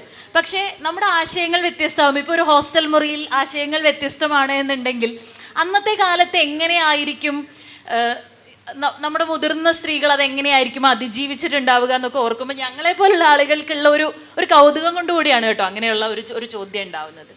മറ്റൊരു ചോദ്യം ഒരുപക്ഷെ ജോളി ചേച്ചിയോട് വളരെ പേഴ്സണലായ ഒരു ചോദ്യവും കൂടിയാണ്. പക്ഷേ എനിക്ക് തോന്നുന്നത് ഏറ്റവും കൂടുതൽ ചോദിക്കപ്പെട്ടിട്ടുള്ളൊരു ചോദ്യവുമായിരിക്കും. അതായത് നമ്മൾ പൊതുവെ പുതിയ പെൺകുട്ടികളോടാണെങ്കിലും നമ്മൾ പറയുന്നത് ഹാപ്പിലി മാരീഡ് എന്നുള്ളത് ഒരു ഓക്സിമോറോൺ ആവുമ്പോഴും ഹാപ്പിലി ഡിവോഴ്സ്ഡ് എന്നുള്ളത് ഒരു ഓക്സിമോറോൺ ആവാതിരിക്കാൻ അത് അങ്ങനെ നമ്മൾ അതിനെ കേട്ട് ശീലിക്കാൻ തുടങ്ങിയ ആളുകളാണ്. പക്ഷേ പലപ്പോഴും വീണ്ടും വീണ്ടും നമ്മൾ സെക്കൻഡ് ചാൻസും തേർഡ് ചാൻസും ഫോർത്ത് ചാൻസും ഒക്കെ നമ്മൾ നമ്മുടെ പങ്കാളിക്ക് കൊടുത്ത് ഇറങ്ങി പോരാതെ നമ്മൾ അവിടെ ഇങ്ങനെ പിടിച്ച് പലതവണ നിന്നിട്ടാണ് നമ്മളൊക്കെ ഇറങ്ങി പോന്നിട്ടുള്ളത്. ഇപ്പം ജോളി ചേച്ചിയുടെ ആത്മകഥ വായിക്കുമ്പോഴാണെങ്കിലും നമുക്ക് തോന്നുന്ന ഒരു കാര്യം, പിന്നെയും എന്തിനാണ് അവിടെ ഇങ്ങനെ ഈ നരകിക്കാൻ അവർ പിടിച്ചു നിന്നത് എന്നിങ്ങനെ ഇപ്പം ഞാനും സുഹൃത്തുമൊക്കെ കൂടി ഇത് ചർച്ച ചെയ്തിട്ടുണ്ട്. അപ്പോൾ അത്തരത്തിൽ നമുക്ക് പിന്നെയും ഇങ്ങനെ ഈ ചാൻസ് കൊടുക്കേണ്ടി വരുന്നത് എന്തുകൊണ്ടാണ്? അതൊരു വൈകാരികമായൊരിതാണോ, അതോ നമ്മളൊരു മനുഷ്യന് കൊടുക്കുന്ന, അത് മൊത്തത്തിൽ മനുഷ്യത്വത്തിൽ കൊടുക്കുന്ന ഒരു പ്രതീക്ഷയാണോ, എന്താണ്? അത് ബൈ ഡിഫോൾട്ട് പ്രശ്നങ്ങളാണെന്നും കൂടെ പറയണം. കാരണം ഞാൻ കണ്ടു വളർന്നത് ഭയങ്കരമായിട്ട് സഹിച്ച് വളർന്ന സ്ത്രീകളെയാണ്. അപ്പോൾ എന്നെ സംബന്ധിച്ച് എന്നിൽ അതൊരു ഇൻബിൽട്ടായിട്ട് കിടക്കുന്ന ഒരു സാധനമാണെന്ന് ഞാൻ തിരിച്ചറിയുന്നത് വളരെ വൈകിട്ടാണ്. അപ്പോൾ തുടക്കത്തിൽ ഞാനെന്ന് പറഞ്ഞാൽ നമ്മൾ ഇന്നിരിക്കുന്ന ഒരു ജോലിയല്ല 21 വയസ്സിൽ. അന്നെന്ന് പറഞ്ഞാൽ ഒരുപാട് കൺഫ്യൂഷൻസ് ഉണ്ട്. ഞാൻ ചെയ്ത ഒരു ശരിയാണെന്ന് എനിക്ക് അറിയുമ്പോഴും ഇതൊന്നും പൊതുവിൽ അംഗീകരിക്കപ്പെടാത്ത ഒരു കാര്യത്തിന് എൻ്റെ വീട്ടുകാർ അംഗീകരിച്ചല്ലോ, അറ്റ്ലീസ്റ്റ് അവർ അവിടെ എന്നെ അംഗീകരിച്ചല്ലോ എന്നുള്ള എന്തോ ഒരു കൃതാർത്ഥത എൻ്റെ മനസ്സിലും കൊണ്ട് നടക്കുന്നുണ്ട്. കാരണം അത്രയും കോൺഫിഡൻ്റ് ആയിട്ട് ഇതെൻ്റെ ശരിയാണ് എന്ന് പറയുകയും പിന്നെ തിരിച്ചു വരാൻ ഒരു പെൺകുട്ടിയെ സംബന്ധിച്ച് ഏറ്റവും സങ്കടകരമായ ഒരു കാര്യം എന്ന് പറഞ്ഞാൽ തിരിച്ചു വരാൻ ഒരു വീടില്ല എന്നുള്ളതാണ്. അതിപ്പോൾ നോർമലി അറേഞ്ച്ഡ് മാരേജിൽ തന്നെ അങ്ങനെ ആയിരിക്കെ സ്വന്തം ഇഷ്ടത്തിന് നമ്മൾ തിരഞ്ഞെടുത്ത ഒരു ജീവിതത്തിലേക്ക് ഇറങ്ങി പോവുകയും സാമ്പത്തികമായിട്ട് ഭയങ്കര പരിതാപകരമായ ഒരു അവസ്ഥയിൽ ജീവിക്കുന്ന ഒരു പെൺകുട്ടിക്ക് തിരിച്ചു വരവൊന്നും ആലോചിക്കാൻ പറ്റില്ല. അപ്പോൾ സർവൈവൽ എന്നുള്ളതാണ് പിന്നത്തെ ഒരു സംഗതി. അപ്പോൾ അന്നത്തെ ഒരു നാട്ടിൻപുറത്തുകാരിയെ സംബന്ധിച്ച് സർവൈവ് ചെയ്യാന്ന് പറഞ്ഞത് അവിടെ എത്തിയോടത്ത് പിടിച്ചു നിൽക്കണം എന്നുള്ളതാണ്. അപ്പം ഞാൻ നോക്കുമ്പോൾ അതിനകത്ത് നിങ്ങൾ ഈ പറഞ്ഞ മാതിരിയുള്ള എനിക്ക് ഇന്നിപ്പം നമ്മൾ കാണുന്ന ഒരു വാക്കിൽ ഇപ്പം നമ്മൾ ആ നോട്ടത്തിലുള്ളൊരു വയലൻസ്, ഇത്തരത്തിലുള്ളൊരു വയലൻസിനെയൊന്നുമല്ല നമ്മൾ മനസ്സിലാക്കണം. നമുക്ക് കള്ളൊക്കെ കുടിച്ചു വന്ന് 4 ഇടി കിട്ടിയാലൊക്കെയാണ് വയലൻസ്. അതല്ലാതെ ഇപ്പം നമ്മളെ ഇമോഷണലി നെഗ്ലക്റ്റ് ചെയ്തു, ഇതൊക്കെ ഒരു വയലൻസാണോ? സ്ത്രീകൾക്ക് അതൊക്കെ അല്ല, ഞാൻ പറഞ്ഞു പൊതുവെ മനുഷ്യന് അതൊക്കെ ഒരു വയലൻസായിട്ട് തിരിയുന്നത് എപ്പോഴാണ്? നമ്മൾ ആ ശൂന്യതയിലങ്ങ് കിടന്ന് പെടയുമ്പോഴാണ്, നമ്മളേത് തന്നെയായിട്ടുള്ള ഒരു ഏകാന്തതയിൽ കിടന്ന് പെടയുമ്പോഴൊക്കെയാണ് എന്തിനായിരുന്നു പിന്നെ എനിക്ക് ഒരു എണ്ണ തുണ എന്നൊക്കെ ചോദിക്കുന്നത്. ഈവൺ നമ്മൾ ഫിനാൻഷ്യൽ സപ്പോർട്ട് കിട്ടാത്തപ്പോൾ പോലും അല്ല, കാരണം അതൊക്കെ നമുക്ക് മാനേജ് ചെയ്യാൻ അറിയാമല്ലോ. നമ്മൾ അത്രയ്ക്ക് പ്രാപ്തരായിട്ടുണ്ടെന്നുള്ള ഭയങ്കര അഭിമാനത്തിലൊക്കെ ജീവിക്കുകയാണ്. പിന്നെ എന്തോ ലാക്ക് ചെയ്യുന്നുണ്ട്, ഇതെന്താണെന്ന് മനസ്സിലാവുന്നില്ല, ഇയാൾക്ക് വലിയ കുഴപ്പമൊന്നുമില്ലല്ലോ, പിന്നെന്താ ഇങ്ങനെയെന്നൊക്കെയാണ്. അപ്പോൾ ഈ കൺഫ്യൂഷനൊക്കെ മറികടന്നിട്ടൊക്കെ വേണം നമുക്കൊരു ക്ലാരിറ്റി ഉണ്ടാവാൻ. അപ്പോൾ അന്ന് ആ പ്രോസസ്സിലാണ് ഞാൻ. ആ പ്രോസസ്സിനകത്തുനിന്ന് എനിക്ക് ക്ലാരിറ്റി ഉണ്ടായി വരുമ്പോഴേക്കും ഞാൻ പഠിച്ചത് ഇങ്ങനത്തെ മനുഷ്യനെ നമ്മൾ അക്കോമഡേറ്റ് ചെയ്യണം. ഇമോഷണലി കുറച്ച് ബ്ലാങ്കായി പോകുന്ന ചിലപ്പോൾ കൺസിസ്റ്റൻസി ഇല്ലാത്ത ഒരു മനുഷ്യനെ നമ്മൾ ഉപേക്ഷിക്കും. എൻ്റെ കുട്ടിയാണെങ്കിൽ ഞാൻ ഉപേക്ഷിക്കുമോ എന്നൊക്കെയുള്ള ഭയങ്കര പിന്നെ അതിനെ ന്യായീകരിക്കാൻ നിൽക്കും. അത് ഒന്നാമത് എനിക്ക് മനസ്സിലാക്കുന്നത് ഞാൻ അയാളിലേക്ക് ഇൻവെസ്റ്റ് ചെയ്ത സ്നേഹമാണത്. അതല്ലാതെ അവിടെ എനിക്ക് അതിനകത്ത് ഒരു എക്സ്ക്യൂസും പറയാനില്ല. കാരണം എനിക്കത് ഭയങ്കര നീഡാണ്, ആ മനുഷ്യൻ വേണം എന്നുള്ളത്. പക്ഷെ എനിക്കത് പോരാ, ആ സ്നേഹം എനിക്ക് പോരാന്നുള്ളത് മാത്രമേ എനിക്ക് തിരിച്ചറിയുന്നുള്ളൂ. അപ്പോൾ ഇങ്ങനെ ഒരു കോംപ്ലിക്കേഷനിലൂടെ ജീവിക്കുകയും അന്നേരമാണ് നമ്മൾ പലതരത്തിലുള്ള മനുഷ്യാവസ്ഥകൾ. ഞാൻ എൻ്റെ അമ്മ 8 വയസ്സിൽ എന്നോട് പറയാൻ ശ്രമിച്ചത് എന്താ, 14 വയസ്സിൽ എന്നോട് പറയാൻ ശ്രമിച്ചത് എന്താ, ഇങ്ങനെ ഓരോ സ്ത്രീകളെ ഞാൻ പിന്നെ ഇങ്ങനെ റീകളക്ട് ചെയ്യും. അപ്പം എന്നിൽ നടക്കുന്ന ഒരു ആന്തരികമായൊരു പരിവർത്തനം കൂടി ചേർന്ന ജോലിയാണ് അവിടെ എൻ്റെ പാർട്ട്ണറെ ഹോൾഡ് ചെയ്യണത്. എനിക്കതിൽ പ്രശ്നമൊന്നും തോന്നിയില്ല. ഇപ്പോഴും ഞാൻ പറയുന്നത് ഞാനായിട്ട് ഒരിക്കലും ആ ബന്ധത്തിൽ നിന്ന് ഇറങ്ങിപ്പോയ ഒരാളല്ല. പുള്ളി ഡിസൈഡ് ചെയ്ത് പോവാണ്. അപ്പോൾ ഞാൻ തീരുമാനിക്കുന്നത് എന്താ വെച്ചാൽ, ഞാൻ മനസ്സിലാക്കിയതുപോലെയോ എൻ്റെ ആവശ്യം പോലെയോ തിരിച്ച് പുള്ളിക്ക് എന്നോടില്ല. എന്നെ മനസ്സിലാക്കുന്നതിലും അല്ലെങ്കിൽ എന്നെ ഹോൾഡ് ചെയ്യുന്നതിലും അദ്ദേഹത്തിന് ഒരു അത്യാവശ്യമായിട്ട് തോന്നുന്നില്ല. അപ്പോൾ പിന്നെ നമ്മളതെന്ത് ചെയ്യണം, അത് അംഗീകരിക്കണം. ഭയങ്കര പെയിൻഫുള്ളാണ് അത്, പക്ഷെ അത് അംഗീകരിക്കുക എന്നുള്ളതാണ്. അതൊരു മനുഷ്യൻ്റെ ലിമിറ്റേഷനാണ്. അല്ലെങ്കിൽ സത്യത്തിൽ ആ ബന്ധത്തിൻ്റെ ജേണി അവിടെ അവസാനിച്ചു. അതിനകത്ത് 2 കുട്ടികളുണ്ടായി എന്നുള്ളതൊക്കെ നമ്മുടെ ഇമോഷണൽ ക്രൈസിസുകളാണ്. അതിലെല്ലാം നമ്മൾ മനസ്സിലാക്കിയെടുക്കേണ്ട വേറെ ചില ഏരിയാസ് ഉണ്ടെന്ന് തന്നെയാണ്. ഇത് ഭയങ്കര ഗ്രേ ഏരിയ അല്ലേ മനുഷ്യബന്ധങ്ങളൊക്കെ. അപ്പോൾ അതിൻ്റെ ഡൈനാമിക്സൊക്കെ നമുക്കങ്ങനെ ഒരു 8 മുറിയിലൊന്നും പറയാൻ പറ്റില്ല. ചില പെണ്ണുങ്ങളോടൊക്കെ നമ്മൾ പറയുമ്പോൾ ഇറങ്ങിപ്പോക്കൂടെ. No, it's not that easy. അപ്പം അങ്ങനെ പറയരുതെന്നാണ് ഞാൻ കാണുന്നത്. നിങ്ങളൊന്നും അവരെ കേൾക്കൂ. എടുത്ത വഴിക്ക് 2 പേരോട് നിങ്ങൾ ഇറങ്ങിപ്പോകുമെന്ന് പറയുന്നതിലൊക്കെ ഭയങ്കര ഒരു ക്രൂവൽറ്റി ഉണ്ടെന്ന് കാണുന്ന ഒരാളാണ് ഞാൻ. അപ്പോൾ ഞാനത് സ്വയം എന്നോടും പ്രാക്ടീസ് ചെയ്യാൻ ഇഷ്ടപ്പെട്ടില്ല, അത്രയേ ഉള്ളൂ. അപ്പോൾ എനിക്കത് പിന്നീട് അത് യൂസ്ഡായി. നമ്മൾ ചിലപ്പോൾ BP-യോടും ഷുഗറിനോടൊക്കെ യൂസ്ഡ് ആവുന്നത് പോലെ നമ്മൾ ചില ബന്ധത്തിലൊരു താളം കണ്ടെത്തും. പിന്നെ നമ്മൾ പ്രയോറിറ്റി എന്ന് പറയുന്നത് മക്കളാണെന്നുള്ളൊരു സാധനത്തിൽ. കാരണം ഞാൻ വേറൊരു സ്പേസിലാണ് ജീവിക്കുന്നത്, അതായത് എൻ്റേതല്ലാത്തൊരു അന്യനാട്ടിൽ ജീവിക്കുന്നു. അപ്പോൾ അവിടെ സർവൈവ് ചെയ്യണമെങ്കിൽ ജോലി ചെയ്യുക എന്നുള്ളതാണ് മസ്റ്റ്, കുട്ടികളെ വളർത്തുക എന്നുള്ളത്. അപ്പോൾ എനിക്കെന്ന് പറഞ്ഞാൽ ഫിനാൻഷ്യലി ഉള്ള ഈ ക്രൈസിസിനെ അഡ്രസ്സ് ചെയ്ത് പോകുമ്പോൾ പലപ്പോഴും നമ്മുടെ പേഴ്സണൽ ഇമോഷണൽ നീഡ് അടക്കമുള്ള സാധനങ്ങളൊക്കെ ഭയങ്കര ഇറലവൻ്റായി മാറി. അത് നമ്മളൊരു താളായി മാറി. ഇതൊക്കെ അറിഞ്ഞു വരുമ്പോഴേക്കും നമുക്ക് കുറേ വയസ്സും കഴിഞ്ഞാൽ പിന്നെ വിചാരിക്കുന്നത് ഇനിയിപ്പോൾ എന്തിനാ, ഇങ്ങനെ അങ്ങ് പോട്ടെ. അപ്പോൾ ഈ ഒരു അർത്ഥത്തിലും കൂടിയാണ് അതിനെ അത്ര ഹോൾഡ് ചെയ്യുന്നത്. ഇന്നും ഞാനായിട്ട് ആ മനുഷ്യനെ ഗിവപ്പ് ചെയ്യൊന്നുമില്ല. കാരണം എനിക്ക് അത്രയ്ക്കും അക്കോമഡേറ്റ് ചെയ്യാൻ പറ്റുന്നുണ്ടെന്നാണ് ഞാൻ മനസ്സിലാക്കിയത്. പക്ഷെ അദ്ദേഹം ഒരു തീരുമാനം എടുത്തപ്പോൾ ഞാൻ അതിനോട് യോജിക്കുകയും വേദനയോടുകൂടി തന്നെ അത് പിരിയുകയും ചെയ്ത ഒരാളാണ്. അല്ല, ഈ ചോദ്യം ചോദിക്കാനുള്ള കാര്യം വേറൊന്നുമല്ല, അതൊരു വ്യക്തിപരമായൊരു ചോദ്യമാണെന്ന് അറിയുമ്പോഴും പലപ്പോഴും നമ്മൾ പെൺകുട്ടികളോട് ചോദിക്കുന്നൊരു ചോദ്യമാണ്, ഇത്രയൊക്കെ ആയിരുന്നെങ്കിൽ നിനക്കങ്ങ് ഇറങ്ങി വന്നാൽ പോരായിരുന്നോ? എന്തെങ്കിലും സംഭവിച്ചു കഴിഞ്ഞാലുള്ള ചോദ്യമാണ് നമ്മുടെ, ഒന്ന് ഇറങ്ങി വന്നാൽ പോരായിരുന്നോ? അപ്പം അതത്ര എളുപ്പമല്ല എന്ന് ഇങ്ങനെ ചിലർ പറഞ്ഞിട്ടെങ്കിലും നമ്മൾ മനസ്സിലാക്കേണ്ടതുണ്ട്. ഇറങ്ങി വന്നാൽ പോരായിരുന്നോ എന്നുള്ള ഒരു ചോദ്യം കൊണ്ട് നിങ്ങൾ ചിലതിനെ റദ്ദ് ചെയ്ത് കളയരുത് എന്ന് നമ്മുടെ ഇതുപോലെയുള്ള ആളുകൾക്ക് തന്നെ സംസാരിക്കേണ്ടി വരുന്ന ഒരു സന്ദർഭം എന്നാണ് ഞാൻ ആലോചിക്കുന്നത്. അതിൻ്റെ ഒരു തുടർച്ചയിൽ തന്നെയാണ് ഡോക്ടർ ജയശ്രീ ആണെങ്കിലും എഴുകോണിൽ എങ്ങനെയാണ് ഈ സ്വാശ്രയത്വവും വൈകാരിക ആശ്രിതത്വവും വളരെ മിക്സ് ചെയ്ത് കിടക്കുന്നതിനെ പറ്റി വളരെ ഡീറ്റെയിൽഡ് ആയിട്ട് പറയുന്നുണ്ട്. അപ്പോൾ നമ്മളെ സംബന്ധിച്ചിടത്തോളം ഇപ്പോൾ ഒരുപക്ഷെ ഇവരുടെ അടുത്തൊരു ജനറേഷൻ്റെ ഇതിൽ നിൽക്കുന്ന ഒരാളാണ്. എന്നെ സംബന്ധിച്ചിടത്തോളം ഞാൻ അടുത്തൊരു ജനറേഷനിൽ നിൽക്കുന്ന ഒരാളാണ്. പക്ഷേ എല്ലായ്പ്പോഴും ഇതിങ്ങനെ കടന്നു വരുന്നത് പോലെ ചില ജീനുകളിൽ അറിയാതെ കുറേയൊക്കെ ഈ സ്വാശ്രയത്വത്തിൻ്റെ വലിയ പ്രകാശനങ്ങൾ ഉള്ളപ്പോഴും ചില ആശ്രയത്വങ്ങൾ ഉണ്ടാവുന്നുണ്ട്. അപ്പം അതെങ്ങനെയാണ് അതിനെ ഡീൽ ചെയ്യുന്നത്? ഇത് നമുക്ക് വലിയൊരു ചലഞ്ചാണല്ലോ, ഈ വൈകാരിക ആശ്രിതത്വം, പിന്നെ ഈ സ്വാശ്രയത്വത്തിന് വേണ്ടിയുള്ള മുറവിളി. അപ്പോൾ അതെങ്ങനെയാണ്? തീർച്ചയായിട്ടും നമ്മൾ മനുഷ്യർ തുടങ്ങുന്നത് തന്നെ ആശ്രയിച്ചുകൊണ്ടാണല്ലോ, നമ്മളങ്ങനെയാണല്ലോ വളരുന്നത്. അപ്പോൾ പേരൻസായിട്ടുള്ള ഒരു വൈകാരിക ബന്ധത്തിൽ നിന്നാണ് നമ്മൾ തുടങ്ങുന്നത് തന്നെ. പിന്നെ അതുപോലെ ആണ് നമ്മൾ പലതരത്തിലുള്ള ഇമോഷണൽ റിലേഷൻഷിപ്പുകളിലൂടെയാണ് നമ്മൾ പോകുന്നത്. അത് പ്രണയത്തിലാണെങ്കിലും ഒരുമിച്ച് ജീവിക്കുമ്പോഴും എല്ലാം അങ്ങനെയാണല്ലോ. അതേസമയം ഈ പറഞ്ഞ സ്വാശ്രയത്വം എന്നുള്ളത് അത് ആണുങ്ങളാണെങ്കിലും ഏത് ജെൻഡറാണെങ്കിലും ഇത് അങ്ങനെ തന്നെ ഉള്ളതാണ്. അപ്പോൾ അവിടെ ഒരു നെഗോഷിയേഷൻസാണ് നമ്മൾ നടക്കുന്നത് നിരന്തരം. അത് നമ്മുടെ മറ്റ് സാമൂഹ്യമായ പൊസിഷൻസും രാഷ്ട്രീയമായിട്ടും സാമൂഹ്യമായിട്ടും ഒക്കെ ഉള്ള പൊസിഷൻസും ഉണ്ടല്ലോ, മാറി മാറി വരുന്ന നമ്മുടെ കാര്യങ്ങളുണ്ട്. ഇപ്പം ഞാനൊക്കെ തുടങ്ങുന്ന സമയത്ത് ഇപ്പോൾ ഈ ഒരു വിമത ഇതിലൊക്കെ സ്ത്രീകൾ സംസാരിക്കുന്നത് കേൾക്കുമ്പോൾ നമുക്ക് ഈ 20, 30, 40 കൊല്ലത്തിന് മുമ്പാണെന്ന് തോന്നുന്നു. ഇങ്ങനെയൊന്നും നമുക്ക് കേരളത്തിൽ ഇങ്ങനത്തെ ഒരു സ്പേസ് ഒന്നും ഇമാജിൻ പോലും ചെയ്യാൻ പറ്റാത്ത കാര്യമാണ്.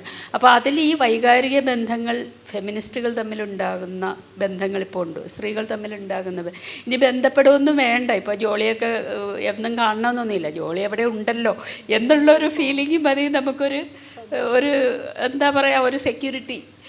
അതുപോലെയുള്ള ഒരുപാട് പേരും ഉണ്ട്, അങ്ങനെ ഒരു സ്പേസ് ഉണ്ട് എന്ന് പറയുന്ന ഉണ്ടാക്കുന്ന ചില സെക്യൂരിറ്റികളുണ്ട്. ഈവൻ ഡിവേഴ്സസ് തന്നെ, ഡിവേഴ്സസ് കൂടി വരുന്നു നമ്മൾ കാണുന്നുണ്ടല്ലോ. അല്ലെങ്കിൽ പിന്നെ ഡിവേഴ്സിനായിട്ടുള്ള നെഗോഷിയേഷൻസ് കൂടി വരുന്നുണ്ട് എന്ന് കാണുന്നു. ഇതെങ്ങനെയാണ് വരുന്നത്? ഇതൊരു പ്രോസസ്സാണ്, ഇതൊരു സാമൂഹ്യമായ പ്രോസസ്സും കൂടിയാണ്. ഇപ്പോൾ സ്ത്രീകൾക്ക് ഈ പറയുന്ന എളുപ്പമല്ലാത്ത സിറ്റുവേഷൻ നമുക്കറിയാം. എത്ര പേരാണ് ഇപ്പോൾ കുടുംബ കോടതികളിൽ നിന്നൊക്കെ ഒത്തുതീർപ്പാക്കി വിടുന്നു, ആ സ്ത്രീകൾ പോയി ആത്മഹത്യ ചെയ്യുന്നു. അപ്പോൾ അത്രയും സഹിച്ചിപ്പോഴും സ്ത്രീകൾ കഴിയാണ്. നമുക്ക് തോന്നും എന്താ ഇവരെന്തിനാ ഇങ്ങനെ സഹിക്കുന്നതെന്ന് നമുക്ക് തോന്നും. അപ്പോഴാണ് അതിനെ എത്രയും ആഴത്തിൽ നമുക്ക് മനസ്സിലാക്കേണ്ടതുണ്ട്. എത്രയോ കോംപ്ലിക്കേറ്റഡ് ആണ് ഈ കിടക്കുന്ന കുട്ടികൾ, പിന്നെ ഉപജീവനം. സ്ത്രീകൾക്ക് വിവാഹം ഒരു ഉപജീവനമായിട്ടാണ് ഇപ്പോഴും നിൽക്കുന്നത്, ഉപജീവന മാർഗം കൂടിയാണ് അതുണ്ട്. പിന്നെ അതിനെ ഇങ്ങനെ ബന്ധിപ്പിച്ച് നിർത്തുന്നതാണ് ഈ വൈകാരികത്വം എന്ന് പറയുന്നതൊക്കെ. അതിലാണ് നിൽക്കുന്നത് അവർ. അപ്പോൾ അതുകൊണ്ടാണ് ഇത്രയും നമുക്ക് തോന്നും. പലപ്പോഴും ഉയർന്ന പൊസിഷനിലുള്ള സ്ത്രീകൾ പോലും, ഒരു സ്ത്രീ എനിക്കറിയാം കണ്ണൊക്കെ അടിച്ച് പൊട്ടിച്ച് കണ്ണ് പോലും കാണുന്നില്ല ഇപ്പം, എന്നാലും അവർ കൂടെ ജീവിക്കുകയാണ്. അങ്ങനെ എത്രയാണ് നമുക്കറിയാവുന്നത്. ഈ 2 ദിവസം കഴിഞ്ഞ ആഴ്ച ഒരു സ്ത്രീ വിളിച്ച് അവർക്ക് ഡിവോഴ്സ് വേണം, ഭർത്താവ് കൊടുക്കുന്നില്ല, കുട്ടികളെയും അവർ വളർത്തിക്കൊള്ളാം എന്നുള്ള അവസ്ഥയിലാണ് ഉള്ളത്. പക്ഷേ ഇപ്പോൾ അവരെന്നോട് വിളിച്ച് ചോദിക്കുകയാണ്, ഭർത്താവ് പറയുന്നു പിന്നെ കുട്ടികളെ അയാൾക്ക് വേണമെന്ന് അയാൾക്ക് കൊടുക്കണം എന്ന് നിങ്ങൾ എഴുതി കൊടുക്കണമെന്ന്, എഴുതി ഒപ്പിട്ട് കൊടുക്കണമെന്ന്. അപ്പോൾ അവരങ്ങനെ സംശയം ചോദിക്കുക. വെച്ചാൽ സ്ത്രീകൾക്ക് ആ നിയമ സാക്ഷരതയൊന്നുമില്ല. അത് എത്രത്തോളം നമുക്ക് പറ്റും എന്ന് പോലും അറിയില്ല, എത്രത്തോളം നമുക്ക് സാധ്യതകളുണ്ടെന്ന് പോലും അറിയില്ല. അങ്ങനെ കിടക്കുന്ന വൈകാരികമായുള്ള അവസ്ഥയിലാണ് ഉള്ളത്. അത് മറ്റ് സാഹചര്യങ്ങളെല്ലാം കൊണ്ടാണ് അങ്ങനെ ആയിട്ടുള്ളത്. ഒട്ടും എളുപ്പമല്ല എന്ന് ഞാൻ പറയായിരുന്നു. വളരെ സങ്കീർണമായ അവസ്ഥയാണ്. അതിൽ ഒരുപാട് ലെയറുകളിലാണ് കിടക്കുന്ന ഈ പ്രശ്നങ്ങൾ. ചേച്ചി, നമുക്ക് തിരിച്ചു വരാനൊരു വീടുണ്ടോ എന്നുള്ളൊരു ചോദ്യം നമ്മൾ ഉന്നയിച്ചു. വൈകാരിക അഭയമാകുന്നു പങ്കാളികൾ എന്നുള്ള കാര്യവും നമ്മൾ പലതവണ പറഞ്ഞു. പങ്കാളികൾ നമുക്ക് വൈകാരിക അഭയമാകുന്നു. പൊതുവെ പുരുഷന്മാരെ സംബന്ധിച്ചിടത്തോളം അവർക്ക് വളരെ കൂടുതലുള്ളൊരു സാധനമാണ് നൊസ്റ്റാൾജിയ. എനിക്ക് പലപ്പോഴും തോന്നിയിട്ടുണ്ട് സ്ത്രീകളുടെ എഴുത്തിൽ വലിയ നൊസ്റ്റാൾജിയൊന്നുമില്ല. കാരണം സ്ത്രീകൾക്ക് തിരിച്ചു വരാനായിട്ടുള്ള, അല്ലെങ്കിൽ ഇങ്ങനെ തിരിച്ചു വരാനുള്ള മറ്റേ വീട് എന്നൊന്നും പറഞ്ഞിട്ട് ഒരു സാധനം ഇല്ലാത്തത് കൊണ്ടുകൂടിയാണ് സ്ത്രീകൾക്ക് ഇങ്ങനെയുള്ള ഈ നൊസ്റ്റാൾജിക്കായ സാധനങ്ങളൊന്നും ഇല്ലാത്തത്. വളരെ ഒരുപാട് വായിക്കുകയും ആ രീതിയിൽ ചിന്തിക്കുകയും ഒക്കെ ചെയ്യുന്ന ഒരാളാണ് ചേച്ചി.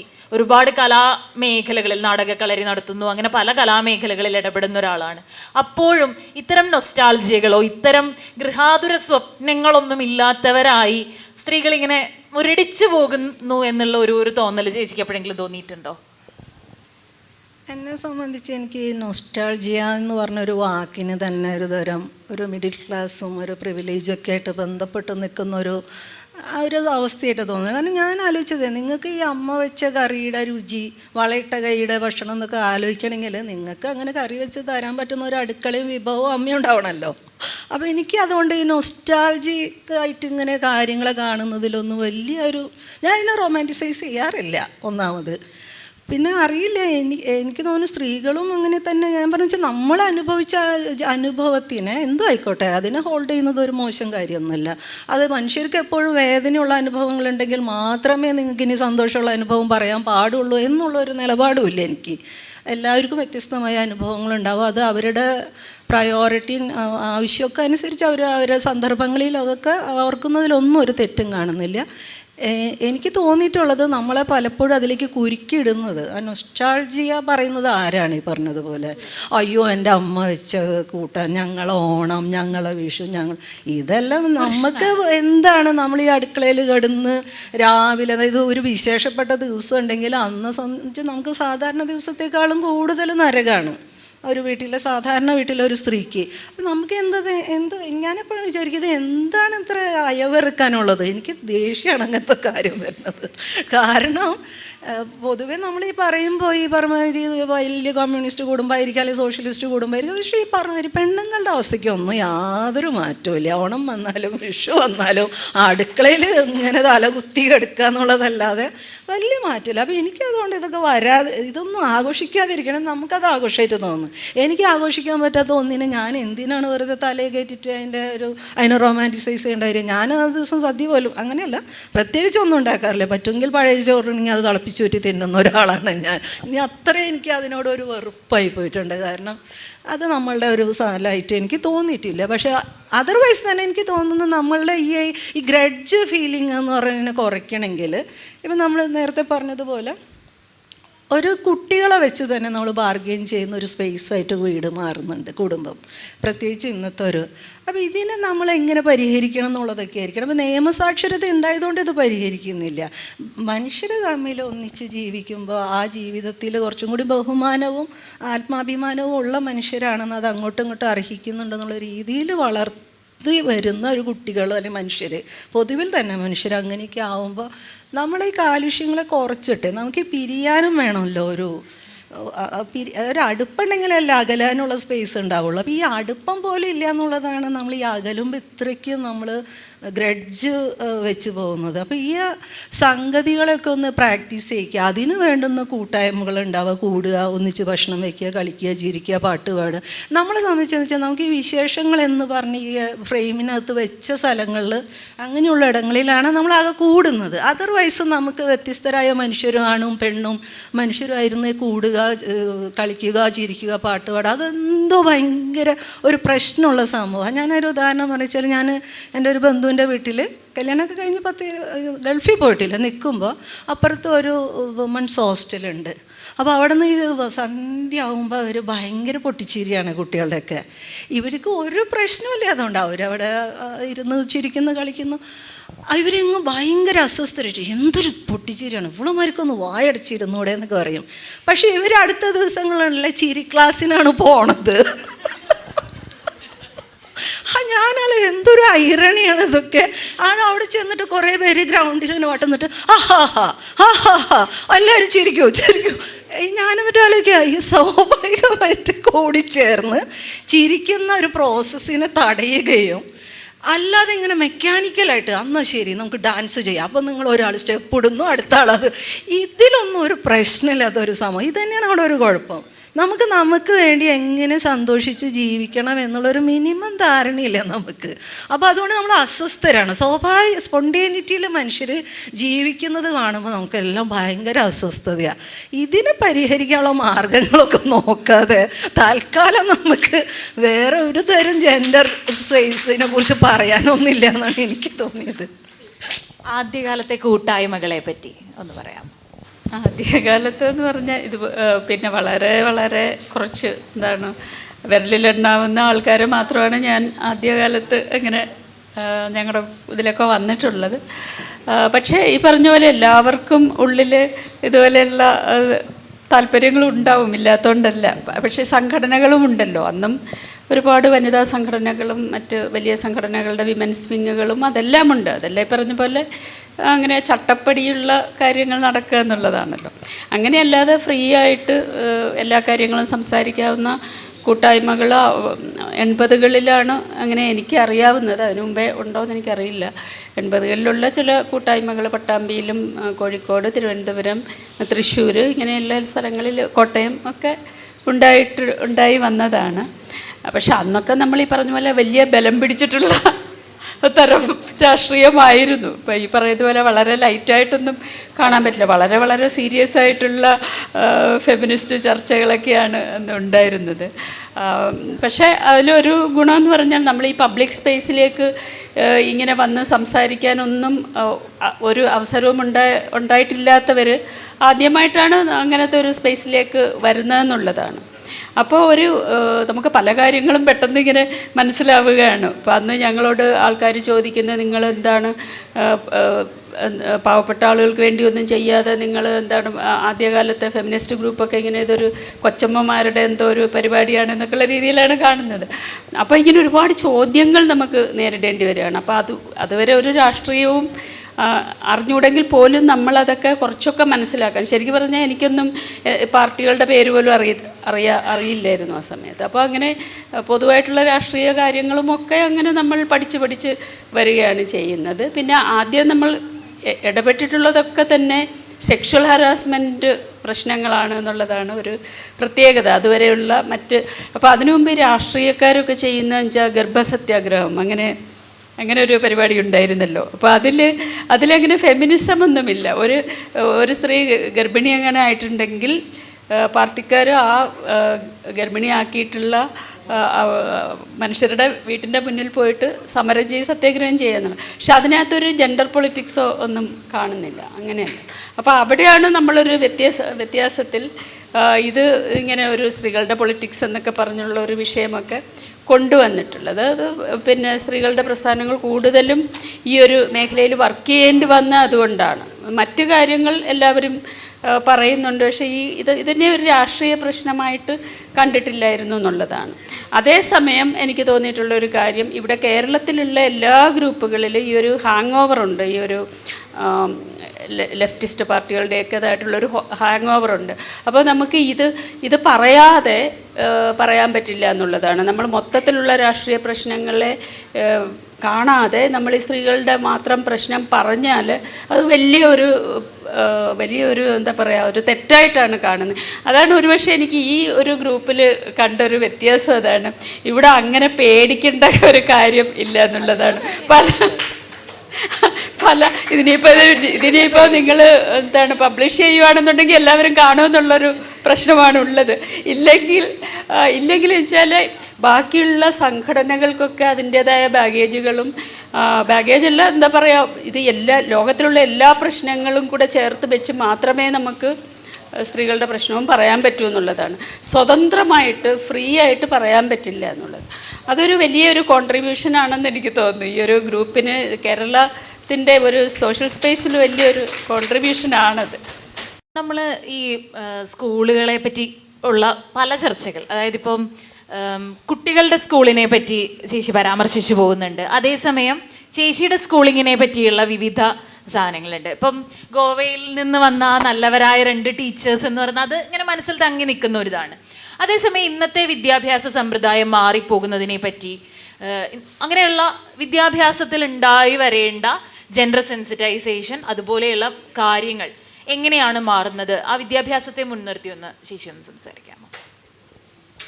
അല്ല, നമ്മൾ ഈ പോളിസി എന്തൊക്കെ മാറ്റിക്കൊണ്ടുവന്നാലും ഈ എഡ്യൂക്കേറ്റ് ചെയ്യുന്നത്, ഇത് ആരാണ് കുട്ടികൾക്ക് ഈ വിദ്യ പറഞ്ഞു കൊടുക്കുന്നത് എന്നുള്ളതാണ്. അപ്പോൾ ഈ ടീച്ചേഴ്സ് എന്നുള്ളത് ഞാനിപ്പോഴും മനസ്സിലാക്കിയത്, ഈ റീസെൻ്റ്ലി തന്നെ എൻ്റെ കുട്ടികളുടെ +2 വിദ്യാഭ്യാസമായിട്ട് ബന്ധപ്പെട്ടിട്ട് ഞാൻ അനുഭവിച്ചൊരു കാര്യം എന്ന് പറഞ്ഞാൽ, എൻ്റെ ചെറിയ മോൻ വരയ്ക്കും, നല്ലപോലെ വരയ്ക്കും. അപ്പോൾ അവൻ വരയ്ക്കുമെന്ന് കണ്ടപ്പോൾ അവന് നമ്മൾ ഒരു ഹ്യൂമൻ ബോഡി വരച്ച് പഠിക്കണം എന്നുള്ള രീതിയിൽ തന്നെയാണ് അവനൊരു ബുക്കൊക്കെ വാങ്ങിച്ചു കൊടുക്കുന്നത്. അപ്പോൾ അന്ന് അവരുടെ ഒരു സ്പോർട്സ് ഡേ എന്തോ ആയിരുന്നു. അപ്പോൾ സ്വാഭാവികമായിട്ടും കുട്ടികൾക്ക് ഉണ്ടാവില്ല നമ്മൾ വരച്ചതൊക്കെ മറ്റുള്ളവർ കാണണമെന്ന്. അപ്പോൾ അവൻ ആ ബുക്ക് കൊണ്ടുപോയി, സ്കെച്ച് ബുക്ക് കൊണ്ടുപോയി. അപ്പോൾ ഇവർ ക്ലാസ് റൂമിൽ 5-6 പിള്ളേരിരുന്ന് അത് കാണുന്നു. അപ്പോൾ അതിനകത്ത് ന്യൂഡ് ഫോട്ടോ ആണ് വരച്ചത്, ചില അത് സ്കെച്ചാണ് മനുഷ്യ ശരീരത്തിൻ്റെ. അപ്പോൾ ഇത് കണ്ട വഴിക്ക് മറ്റു കുട്ടികൾ ഒന്ന് ആലോചിച്ച് വെക്കണം, 16-17 വയസ്സായ പിള്ളേർ വാപ്പൊത്തി ഇങ്ങനെ ചിരിക്കുകയാണ്, ഒരു അശ്ലീലം കണ്ടതുമാതിരി ചിരിക്കുന്നു. ചെറുപ്പക്കാരിയായ ഒരു ടീച്ചർ, അത് കമ്പ്യൂട്ടർ സയൻസ് പഠിപ്പിക്കുന്ന ടീച്ചർ അതിലെ വരുന്നു. എന്താ നിങ്ങൾ ചിരിക്കുന്നത്? അന്ന് ക്ലാസ്സല്ല, ഒന്ന് ആലോചിച്ച് വെക്കണം, എന്തോ സ്പോർട്സ് ഡേ എന്തോ ആണ്. എന്നിട്ട് എന്താ നിങ്ങളിവിടെ ഇരുന്ന് ഇങ്ങനെ ചിരിക്കണേന്ന് പറയുന്നത്, എത്തി നോക്കുന്നു. അപ്പോൾ അയ്യോ എന്ന് അവരെല്ലാവരും പറഞ്ഞു. ടീച്ചർ കുട്ടിയുടെ ബുക്ക് തരുമെന്നും കൂടിയല്ല, സ്നാച്ച് ചെയ്യാണ്, വലിച്ചെടുക്കുന്നു. അവർ ഷോക്ക്ഡ് ആവുന്നു. നേരെ കലിതുള്ളി പ്രിൻസിപ്പളിൻ്റെ അടുത്ത് പോകണമെന്നു, ഈ ബുക്ക് അവിടെ കൊടുക്കുകയാണ്. അത് കഴിഞ്ഞ് എനിക്ക് കോളാണ്, നിങ്ങൾ വരണം, വളരെ ഗുരുതരമായ ഒരു പ്രശ്നം നടന്നത്. അപ്പോൾ മോൻ വന്ന് എന്നോട് പറഞ്ഞു. അപ്പോൾ ഞാൻ പറഞ്ഞു ഓക്കെ ശരി അമ്മ വരാമെന്ന് പറഞ്ഞു. അടുത്ത ദിവസം പോകുമ്പോഴുള്ള തമാശ എന്താണെന്ന് വെച്ചാൽ, head mistress, principal, class teacher, teacher 4 പേരിങ്ങനെ കൂടിയിരിക്കുകയാണ് എന്നെ വിചാരണ ചെയ്യാൻ. നിങ്ങൾ എത്ര വൃത്തികെട്ട ഒരു സ്ത്രീയാണോ തള്ളേ എന്നുള്ള രീതിയിൽ. അങ്ങനെ ഇവരും മിണ്ടുന്നില്ല. അപ്പം ഞാൻ അറിയാമല്ലോ. അപ്പം മോന് കുറ്റവാളിയെ പോലെ പുറത്ത്. ഇല്ല, അവന് കഴിച്ചിട്ടില്ല, അവന് ഓഫീസ് റൂമിന് പുറത്ത്, ഞാനകത്ത്. അപ്പം ഞാൻ എന്താ പ്രശ്നം എന്ന് ചോദിച്ചു. അത് മുഖവരൊക്കെ വെച്ചിട്ട് അവർ പറഞ്ഞു, നിങ്ങളെ കൊച്ച് ഇങ്ങനെ അത് ഇങ്ങനെ പാടുണ്ടോ, ഇതിങ്ങനെ ആൺകുട്ടികളും പെൺകുട്ടികളൊക്കെ മിക്സ് ചെയ്ത് പഠിക്കുന്ന ഒരു സ്കൂളിൽ ഇങ്ങനെ ഒരു ചിത്രം. ഞാൻ പറഞ്ഞല്ല, നിങ്ങളിവിടെ ബയോളജിയൊക്കെ പഠിപ്പിക്കുന്നില്ലേ എന്ന് ചോദിച്ചു. ഉണ്ട്, അവന് ശരീരം കണ്ട എന്താ പ്രശ്നം. അപ്പോൾ അല്ല, എന്നാലും ഞാൻ പറഞ്ഞു എൻ്റെ കൊച്ചുകാരി. അപ്പോൾ അന്ന് അവന് ഉപജില്ലാ കലോത്സവത്തിലൊക്കെ സമ്മാനം കിട്ടിയതാണ്. ഞാൻ പറഞ്ഞു, നിങ്ങൾ തന്നെയല്ല സർട്ടിഫിക്കറ്റ് കൊടുത്തു വിട്ടെ, ഈ കൊച്ചു വരയ്ക്കുമെന്ന് അറിയുമല്ലോ, എന്ന് മുതലാണ് നിങ്ങൾക്ക് മനുഷ്യ ശരീരത്തിൽ അശ്ലീലായതെന്ന് ചോദിച്ചു.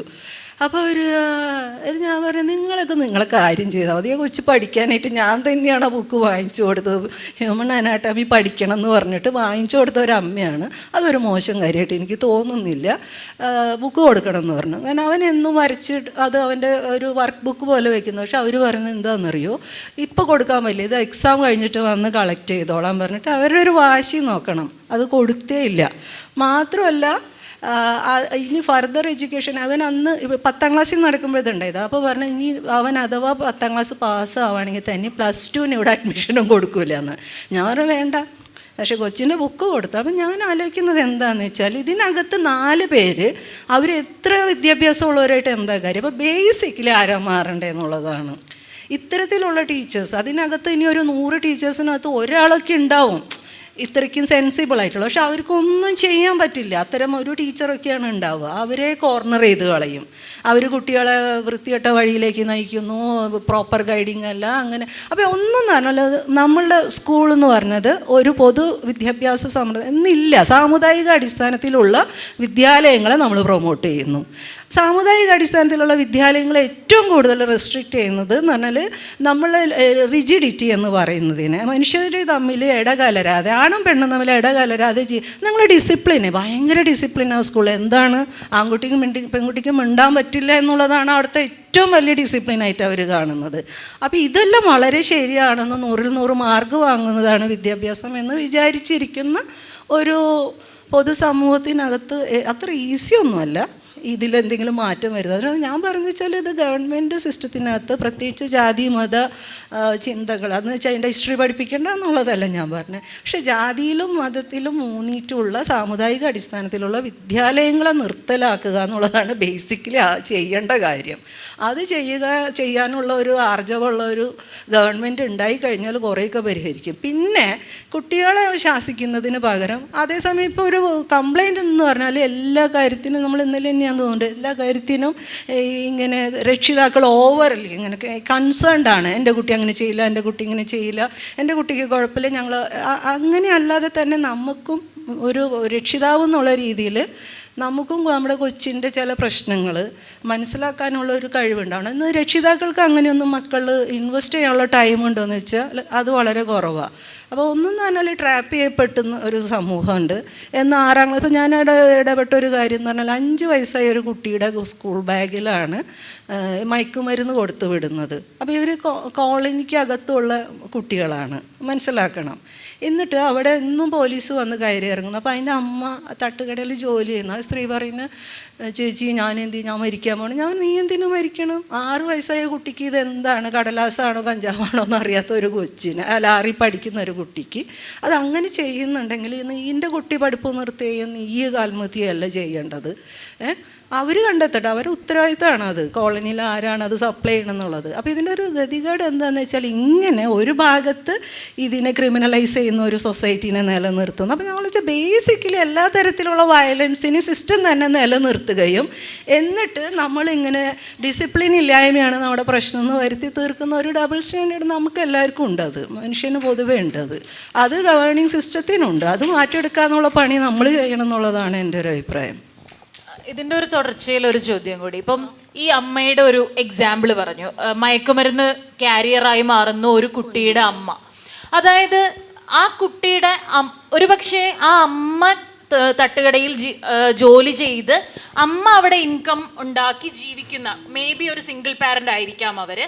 അങ്ങനെയൊക്കെ ഉള്ള ഒരു അമ്മയാകുമ്പോഴാണ് ഇങ്ങനെ ഒരു പിക്ചർ ഉണ്ടാവുന്നത്. ആ അമ്മയുടെ മകനെ കൃത്യമായി ടാർഗറ്റ് ചെയ്യുന്നു. അപ്പൊ ആ നിലയ്ക്ക് നമ്മളുടെ മക്കളെ കൂടി ടാർഗറ്റ് ചെയ്യുന്ന, സിംഗിൾ പാരൻസ് ആയ അമ്മമാരുടെ മക്കളെ കൂടി ടാർഗറ്റ് ചെയ്യുന്ന ചില സംഭവങ്ങൾ ഉണ്ടായി വരുന്നതായി പലപ്പോഴും തോന്നിയിട്ടുണ്ട്. അപ്പോൾ അതായത് സിംഗിൾ പാരൻസ് ആയ അമ്മമാരുടെ മക്കൾക്ക് ഈ പ്രശ്നം വരുമ്പോഴത്തേക്ക് അത് അമ്മമാരുടെയും കൂടി പ്രശ്നമാണ്. അമ്മമാരാണ് ഇത് സോൾവ് ചെയ്യേണ്ടത്, അമ്മമാരുടെ പ്രശ്നമാണ്, അമ്മമാർ നോക്കാത്തത് കൊണ്ടാണ് എന്നുള്ള ബാധ്യത അവരിലേക്ക് വരുന്നു. ആ നിലയ്ക്ക് അതിപ്പോൾ ആൺകുട്ടികളായാലും പെൺകുട്ടികളാണെങ്കിലും അത്തരം അധിക ബാധ്യതകൾ കടന്നു വരുന്ന അത്തരം സാഹചര്യങ്ങളിൽ ഇടപെടാറുള്ള എനിക്ക് തോന്നിയിട്ടുള്ളത് അതിനൊരു മറുവശം കൂടിയുണ്ട്. കാരണം ഒന്നെന്ന് പറഞ്ഞാൽ നമ്മൾ വളരെ വിസിബിൾ ആയിട്ടുള്ള ഒരു ജീവിതമാണ്, എപ്പോഴും ലൗഡായിട്ട് നമ്മളെ പരിസരത്ത് എപ്പോഴും ദൃശ്യതയിലുള്ള ജീവിതമാണ്. ഇതിനകത്ത് ഒരു സിംഗിൾ പാരൻ്റ് അല്ല, അവർ രണ്ടുപേരും കൂടിയാണ് തട്ടുകട നടത്തുന്നത്. പ്രശ്നം എന്താണെന്ന് വെച്ചാൽ ഒന്നെന്ന് പറഞ്ഞാൽ ഇവരെ വളരെയധികം ഡിമോറലൈസ് ചെയ്യാൻ എപ്പോഴും നമ്മൾ കാണുന്നത് ഇവർക്ക് എന്തോ ഒരു ഉത്തരവാദിത്തം ഇല്ല, പണിക്ക് പോകുന്ന തന്തതള്ളാർ. ഇപ്പം എന്നോട് തന്നെ വേറെ ഒരു കൊച്ചു ആലുവേല കുട്ടിയുടെ ഒരു ഇതിൽ നടന്നപ്പോൾ വളരെ റാഡിക്കലായിട്ടൊക്കെ നിൽക്കുന്നു എന്ന് വിചാരിക്കുന്ന ഒരു സ്ത്രീ പറഞ്ഞിട്ടുണ്ട്, തള്ളാർ ഉത്തരവാദിത്തമാണ് കുട്ടികളെയൊക്കെ നോക്കൽ, അതിനവിടെ ഇവിടെ ഇട്ട് പോയിട്ടില്ല. പക്ഷേ ഞാൻ ചോദിച്ചു, നിങ്ങളിതൊരു ഡോക്ടറോടോ ഒരു എൻജിനീയറോടോ ഒരു ടീച്ചറോടോ നിങ്ങൾ പറയുമോ മക്കളായിട്ട് ചോദിച്ചാൽ? അപ്പം ഇങ്ങനെയുള്ള ജോലി ചെയ്യുന്ന ആളുകൾക്ക് അവരെ കുഞ്ഞുങ്ങളെ ഏൽപ്പിക്കാനുള്ള സംവിധാനം ഉണ്ടാവണം. അതല്ലാതെ അവരും കഴുത്തിൽ കുട്ടികളെ തൂക്കി പോകണം എന്നാണ്. നിങ്ങളിത് വേറൊരു വൈറ്റ് കോളർ ജോലിക്കാരോട് ഇത് പറയില്ലല്ലോ എന്ന് പറഞ്ഞു. അതുപോലെ തന്നെ ഇവിടെ വേറെ ഒന്നുണ്ട്. ഇപ്പോൾ അമേരിക്കയിലൊക്കെ എന്ന് പറഞ്ഞാൽ കൂടുതൽ ക്രിമിനൽ പശ്ചാത്തലത്തിൽ പോകുന്നത് ബ്ലാക്സിൻ്റെ കുട്ടികളാണ്. അതിനൊരു കാരണം എന്ന് പറഞ്ഞാൽ ഇവർ ഡ്രഗ് അഡിക്ട്സ് ആവും, അതുപോലെ ഇവർ അച്ഛന്മാരൊക്കെ ക്രിമിനൽ ആക്ടിവിറ്റിയിൽ പെട്ട് ഇവർ ജയിലിലായിരിക്കും, അല്ലെങ്കിൽ മിക്കവാറും അധികം സിംഗിൾ പാരൻറ്റിങ്ങിലുള്ള അമ്മമാർ വളർത്തുന്നവരായതുകൊണ്ട് ഇവർ ക്രിമിനൽ ബാക്ക്ഗ്രൗണ്ട് ഉള്ളവരാണ് എന്നൊരു പൊതുചിന്ത അവിടെ ഉണ്ട്. അതെന്ന് പറഞ്ഞാൽ അവരെ ക്രിമിനലൈസ് ചെയ്യാൻ വേണ്ടി തന്നെ ഉണ്ടാക്കുന്ന ഒരു സാധനമായിട്ട് തോന്നുന്നു. അതിൻ്റെ തന്നെ ഒരു തുടർച്ചയാണ് ഇവിടെ നമ്മളെ വിനായകന്മാരെയൊക്കെ കാണുമ്പോൾ ഇവർ കള്ളും കഞ്ചാവും ആണെന്നുള്ളൊരു ബോധം നമ്മൾ കൊണ്ട് നടക്കുന്നത്. അപ്പോൾ അത് ഒരു സിംഗിൾ പാരൻറ്റിങ്ങിൻ്റെ പ്രശ്നമൊന്നും അല്ലല്ലോ അത്, വിനായകൻ്റെയൊക്കെ കേസ്. അപ്പോൾ എനിക്ക് തോന്നുന്നത് എല്ലായ്പ്പോഴും സിംഗിൾ പാരൻറ്റിങ്ങിൽ ഒരു പ്രശ്നമുണ്ട്, പ്രത്യേകിച്ച് അത് സ്ത്രീകൾക്ക്, അതിൽ അടിസ്ഥാന വിഭാഗത്തിലെ സ്ത്രീകളാവുമ്പോൾ അത് തന്നെയാണ്. ഇപ്പോൾ എനിക്ക് തോന്നുന്നു ദേവികയുടെ അന്നത്തെ ഒരു ടോക്കിൽ അവർ പറയാൻ ശ്രമിച്ചൊരു കാര്യമാണ്, അവർ പലപ്പോഴും ചില ടോക്സിക് ബന്ധങ്ങളിൽ നിന്ന് ഇറങ്ങിപ്പോവാത്തത്. അതിലും ടോക്സിക് ആയിട്ടുള്ളൊരു സൊസൈറ്റിയിലാണ് അവർ നിൽക്കേണ്ടത്, രണ്ട് മക്കളെയും, ചിലപ്പോൾ അത് പെൺകുട്ടികളായിരിക്കും. അപ്പോൾ അതുകൊണ്ട് ഒരാളുടെ മുഷ്ക് സഹിച്ചാൽ മതി എന്ന് ചിന്തിക്കുന്നിടത്തേക്ക് സ്ത്രീകൾ എത്തുന്നുണ്ട്. അപ്പോൾ ഈ സിംഗിൾ പാരൻറ്റിങ്ങിൽ എല്ലാ തരത്തിൽ റിസ്ക് ഉള്ളപ്പോഴും എനിക്ക് തോന്നുന്നു ജനറലി ഇങ്ങനെ ഒരു വിഭാഗത്തിനെ ക്രിമിനലൈസ് ചെയ്യുന്നതിൽ ഇങ്ങനത്തെ ഒരു ബോധം കൂടി ഉണ്ടെന്നാണ് എനിക്ക് തോന്നുന്നത്. അതായത് ഈ ബ്ലാക്സ് അല്ലെങ്കിൽ ഓളനി അവരെല്ലാം പ്രശ്നക്കാരായിരിക്കും. അവർക്ക് വേറെ ഒരു തരത്തിലുള്ള എന്താ പറയുക ഉന്നമനത്തിനുള്ള ആഗ്രഹങ്ങളില്ല, അവരൊട്ടും അവരെ ലൈഫിനോട് കമ്മിറ്റഡ് അല്ല, എൻത്യൂസിയാസ്റ്റിക് അല്ല എന്ന് വരുത്തി തീർക്കുന്നതിൽ നമ്മളുടെ തന്നെ ഒരു വംശീയ ബോധത്തിൻ്റെ പ്രശ്നമുണ്ടെന്നാണ് എനിക്ക് തോന്നുന്നത്.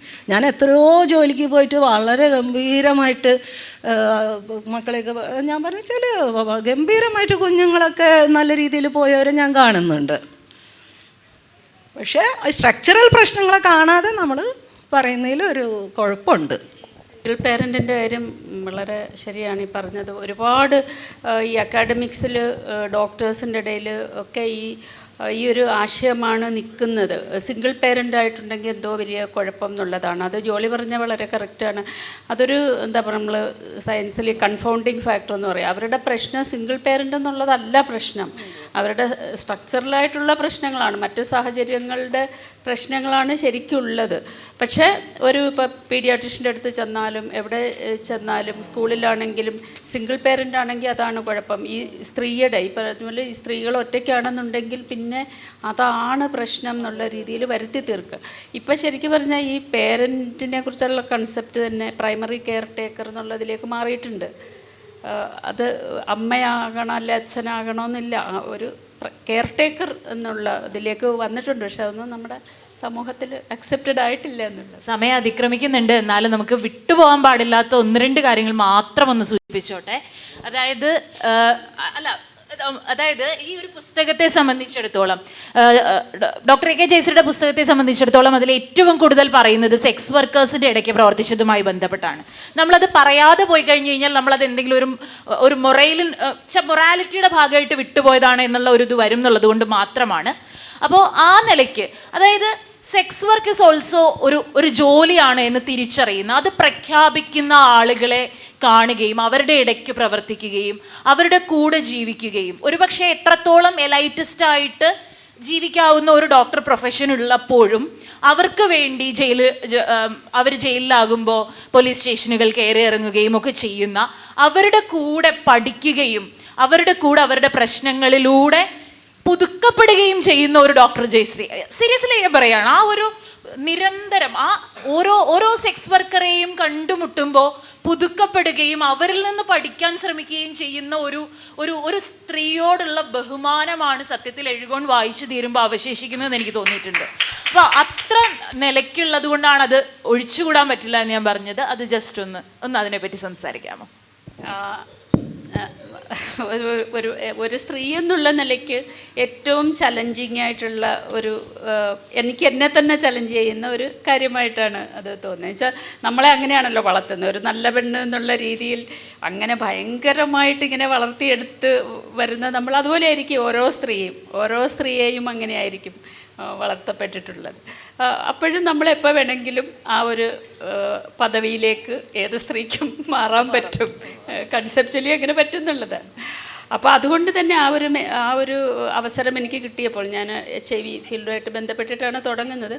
അപ്പോൾ അത് കിട്ടുമ്പോൾ പിന്നെ ഓരോ സ്ത്രീയും നമ്മുടെ അടുത്ത് വരുമ്പോൾ നമ്മുടെ ഉറക്കമെല്ലാം പോകും. അത്രയും അങ്ങനത്തെ ഒരു അവസ്ഥയിൽ നമുക്ക് ഇമാജിൻ ചെയ്യാൻ പറ്റാത്ത ഒരു അവസ്ഥയിൽ നിന്നാണ് അവർ വരുന്നത്. നമുക്ക് 6 മണിയാകുമ്പോഴേ നമ്മൾ പേടിച്ച് വീട്ടിൽ പോകുന്ന ആൾക്കാരാണ് നമ്മൾ. ഇപ്പോഴും എനിക്ക് പേടിയാണ്, രാത്രിയൊക്കെ യാത്ര ചെയ്യാൻ പേടിയുള്ള ആളാണ്. അവർ രാത്രി മുഴുവനും സ്ട്രീറ്റിൽ നിൽക്കുന്ന സ്ത്രീകളെ നമ്മൾ കാണുകയാണ്. അതുപോലെ എന്ത് കുറ്റം, ഒരു കൊലപാതകം നടന്നാലും ഇവരുടെ തലയിലോട്ട് വെച്ച് കെട്ടിയിട്ട് അവരെയാണ് കുറ്റവാളികളാക്കുന്നത്. എളുപ്പത്തിൽ സ്ത്രീകളെ പിടിക്കാൻ പറ്റുമെന്നുള്ളതുകൊണ്ടും ഈ സ്ത്രീകൾക്ക് ചോദിക്കാനും പറയാനും ആരും ഇല്ലാത്തത് കൊണ്ടും അവരുടെ പുറത്ത് എല്ലാ കേസുകളും എല്ലാ കേസും നമ്മൾ ഇൻവോൾവ് ചെയ്യുന്നതാണ്. എല്ലാം ഫാൾസായിരിക്കും, ഫാൾസ് കേസുകളാണ് ഇവരുടെ മുകളിൽ വെച്ച് കെട്ടുന്നത്. ദേഹം മുഴുവനും കുത്തും വെട്ടുമായിട്ടാണ് ഞങ്ങൾ ഡ്രോപ്പിൻ സെൻറ്റർ ഉണ്ടായിരുന്നു, അതിലേക്ക് ഇവർ വരുന്നത്. രാവിലെ വരുമ്പോൾ തന്നെ ശരീരം മുഴുവനും മുറിവുകളുമായിട്ടായിരിക്കും വരുന്നത്. ഞാൻ മുറിവ് മറക്കാൻ ഒരു പക്ഷേ മദ്യം കഴിച്ചിട്ടായിരിക്കും വരുന്നത്. അപ്പോൾ നമ്മൾ നിരന്തരം അവരുമായിട്ട് ഇടപെടുമ്പോൾ അത് നമ്മളെയാണ് ചോദ്യം ചെയ്യുന്നത്, പൊതുസമൂഹത്തിനെ ചോദ്യം ചെയ്യുകയാണ്. നമ്മളെ തന്നെ നിരന്തരം ഈ പറഞ്ഞതുപോലെ ചോദ്യം ചെയ്യാതെ പറ്റാത്ത ഒരവസ്ഥയിലൂടെ കടന്നുപോയതിനെക്കുറിച്ചാണ് ഞാൻ ഒരുപക്ഷെ പറഞ്ഞിട്ടുണ്ടാവുക. പക്ഷേ ഇത് തന്നെ നമുക്കും ഇപ്പോൾ കഴിഞ്ഞ ആഴ്ച ഈ ബുക്കിനെ കുറിച്ചൊരു ചർച്ചയ്ക്ക് പോയപ്പോൾ, ബുക്കിനെ മാത്രം ചർച്ചയായിരുന്നില്ല, ഇതുപോലെ ഒരുപാട് വിഷയങ്ങളുള്ളതാണ്. അപ്പോൾ അവിടെ വന്ന പലരും അയ്യോ ഇവരെയൊക്കെയാണോ സംസാരിക്കാൻ വിളിക്കുന്നത് എന്നുള്ള തരത്തിലാണ് പലപ്പോഴും സമൂഹത്തിൽ നിന്നുണ്ടാകുന്ന പ്രതികരണം. അങ്ങനെ ആയിരുന്നു, ഇപ്പോഴും അങ്ങനെ തുടർന്നുകൊണ്ടിരിക്കുന്നു. ഇപ്പോൾ ഞാൻ ജോലി ചെയ്യുന്ന സ്ഥാപനത്തിൽ തന്നെ ചില സമയത്ത് എന്നോട് ഒരുപാട് കൂട്ടുകൂടുന്ന ആൾക്കാരോട് അയ്യോ അവരോടൊക്കെയാണോ കൂട്ടുകൂടാൻ പോകുന്നത് എന്നുള്ള തരത്തിൽ ആ ഒരു ഇമേജ് നമുക്ക് പോലും വരുമ്പോൾ, അവരുടെ കൂടെ വരുമ്പോൾ അവരെന്താണ് അണ്ടർഗോ ചെയ്യുന്നത്, അത് ശരിക്കും പറഞ്ഞാൽ നമുക്ക് എന്താ പറയുക, ഓർക്കാൻ തന്നെ ബുദ്ധിമുട്ടുള്ള കാര്യങ്ങളാണ്. അപ്പോൾ ഒരു സ്ത്രീ എന്നുള്ള നിലയ്ക്ക് ഞാനതാണ് ഇപ്പോൾ അവരോടുള്ള ഒരു എമ്പതി എന്നുള്ളതിനേക്കാളും ഒരു സ്ത്രീ എന്നുള്ള നിലയ്ക്ക് നമ്മളെ ഏറ്റവും കൂടുതൽ റിഫ്ലക്റ്റ് ചെയ്യാനും പ്രേരിപ്പിച്ചിട്ടുള്ള, അല്ലെങ്കിൽ നമ്മളെ തന്നെ ചലഞ്ച് ചെയ്യുന്ന ഒരു വലിയ വിഷയം, അത് മൊത്തം സ്ത്രീകളുടെ വിഷയമായിട്ട് തന്നെയാണ് ഞാൻ കാണുന്നത്. നമ്മുടെ സമയം അതിക്രമിക്കുന്നത് കൊണ്ട് മാത്രം നമുക്ക് വൈൻഡപ്പ് ചെയ്യാം. ഓൺ എ കൺക്ലൂഡിങ് നോട്ട്, 4 വർഷം മുമ്പ് ഇവിടെ ഈ വിമതയുടെ വേദിയിൽ ഡോക്ടർ ശ്രീദേവി സംസാരിക്കുന്ന സമയത്ത് നമ്മുടെ കുട്ടിക്കഥകളിലെ സ്ത്രീവിരുദ്ധതയെ പറ്റി സംസാരിച്ചിരുന്നു. അപ്പോൾ അതിങ്ങനെ ഇന്നലെ ഞാൻ ആലോചിച്ചു. അതായത് ഇവരുടെ 2 പേരുടെയും പുസ്തകങ്ങൾ വായിക്കുമ്പോൾ അതിനകത്ത് ധാരാളം പുസ്തകങ്ങൾ വായിക്കാൻ ഇഷ്ടപ്പെടുകയും ഒരുപാട് പാട്ടുകൾ കേൾക്കുകയും ഒരുപാട് ജീവിതത്തെ സ്വപ്നം കാണുകയും ഒക്കെ ചെയ്യുന്ന, ഇപ്പോൾ ഡോക്ടർ ജയശ്രീയുടെ പുസ്തകത്തിൽ തന്നെ അവരുടെ അന്നത്തെ ഏറ്റവും പ്രിയപ്പെട്ട പാട്ടായി അശോക പൂർണിമ വിടരും വാനം ഒക്കെ കിടപ്പുണ്ട്. അപ്പോൾ അങ്ങനെയൊക്കെ കേട്ട് അത്രയും സ്വപ്നം കണ്ട് വളരുകയും ഒരു പോയിന്റിൽ, ജീവിതത്തിൻ്റെ ഒരു പോയിന്റിൽ അൺലേൺ ചെയ്യാനും റീലേൺ ചെയ്യാനും ഒരുപാട് കാര്യങ്ങളുണ്ട് എന്ന് തിരിച്ചറിയുകയും അതിലൂടെ മുമ്പോട്ട് പോവുകയും അങ്ങനെ എല്ലാ ഗുഡ് ബുക്സിൽ പേര് വരണമെന്ന് ആഗ്രഹിക്കുന്നതിൽ നിന്ന് ആ ഗുഡ് ബുക്സിലൊന്നും പേര് വരലല്ല ജീവിതം എന്ന് തിരിച്ചറിയുകയും ചെയ്ത് അവസാനം കഴിഞ്ഞ ദിവസം ജോളി ചേച്ചി ഇട്ട പോസ്റ്റിനകത്തുണ്ടായിരുന്ന വാചകം പോലെ ഒരുത്ത പാമ്പിന് കൊരുത്ത വടിയായി മാറുന്ന സ്ത്രീകളായി മാറുന്ന 2 സ്ത്രീകളെ നമ്മളിവിടെ പരിചയപ്പെട്ടു. നമുക്കറിയാവുന്ന, വളരെ അറിയാവുന്നവരാണ്. അവരെ കൂടുതൽ അറിയാൻ, കൂടുതൽ ഇൻസ്പയർഡ് ആവാൻ, നമ്മുടെ ജീവിതത്തെ കൂടുതൽ റിഫ്രഷ്ഡ് ആക്കാൻ ഈ പുസ്തകങ്ങൾ വായിച്ചിട്ടില്ലാത്തവർ നിർബന്ധമായും വായിക്കണം. അത്തരത്തിലുള്ള വളരെ ഒരു റിഫ്രഷിംഗ് ആയ ഒരു ജേണി ആയിരിക്കും ഈ പുസ്തകത്തിലൂടെ സഞ്ചരിക്കുന്നത് എന്ന് നിങ്ങൾക്ക് ഉറപ്പ് നൽകുന്നു. എന്തായാലും ഇവിടെ ഈ വേദിയിൽ സംസാരിക്കാൻ കഴിഞ്ഞതിൽ സന്തോഷം. ഇവിടെ 2 പേരും നമ്മൾക്ക് വേണ്ടി എത്തിച്ചേർന്നതിൽ വിമതയ്ക്ക് വേണ്ടിയുള്ള വളരെ ഹൃദയം നിറഞ്ഞ നന്ദി അറിയിക്കുന്നു. Thank you so much.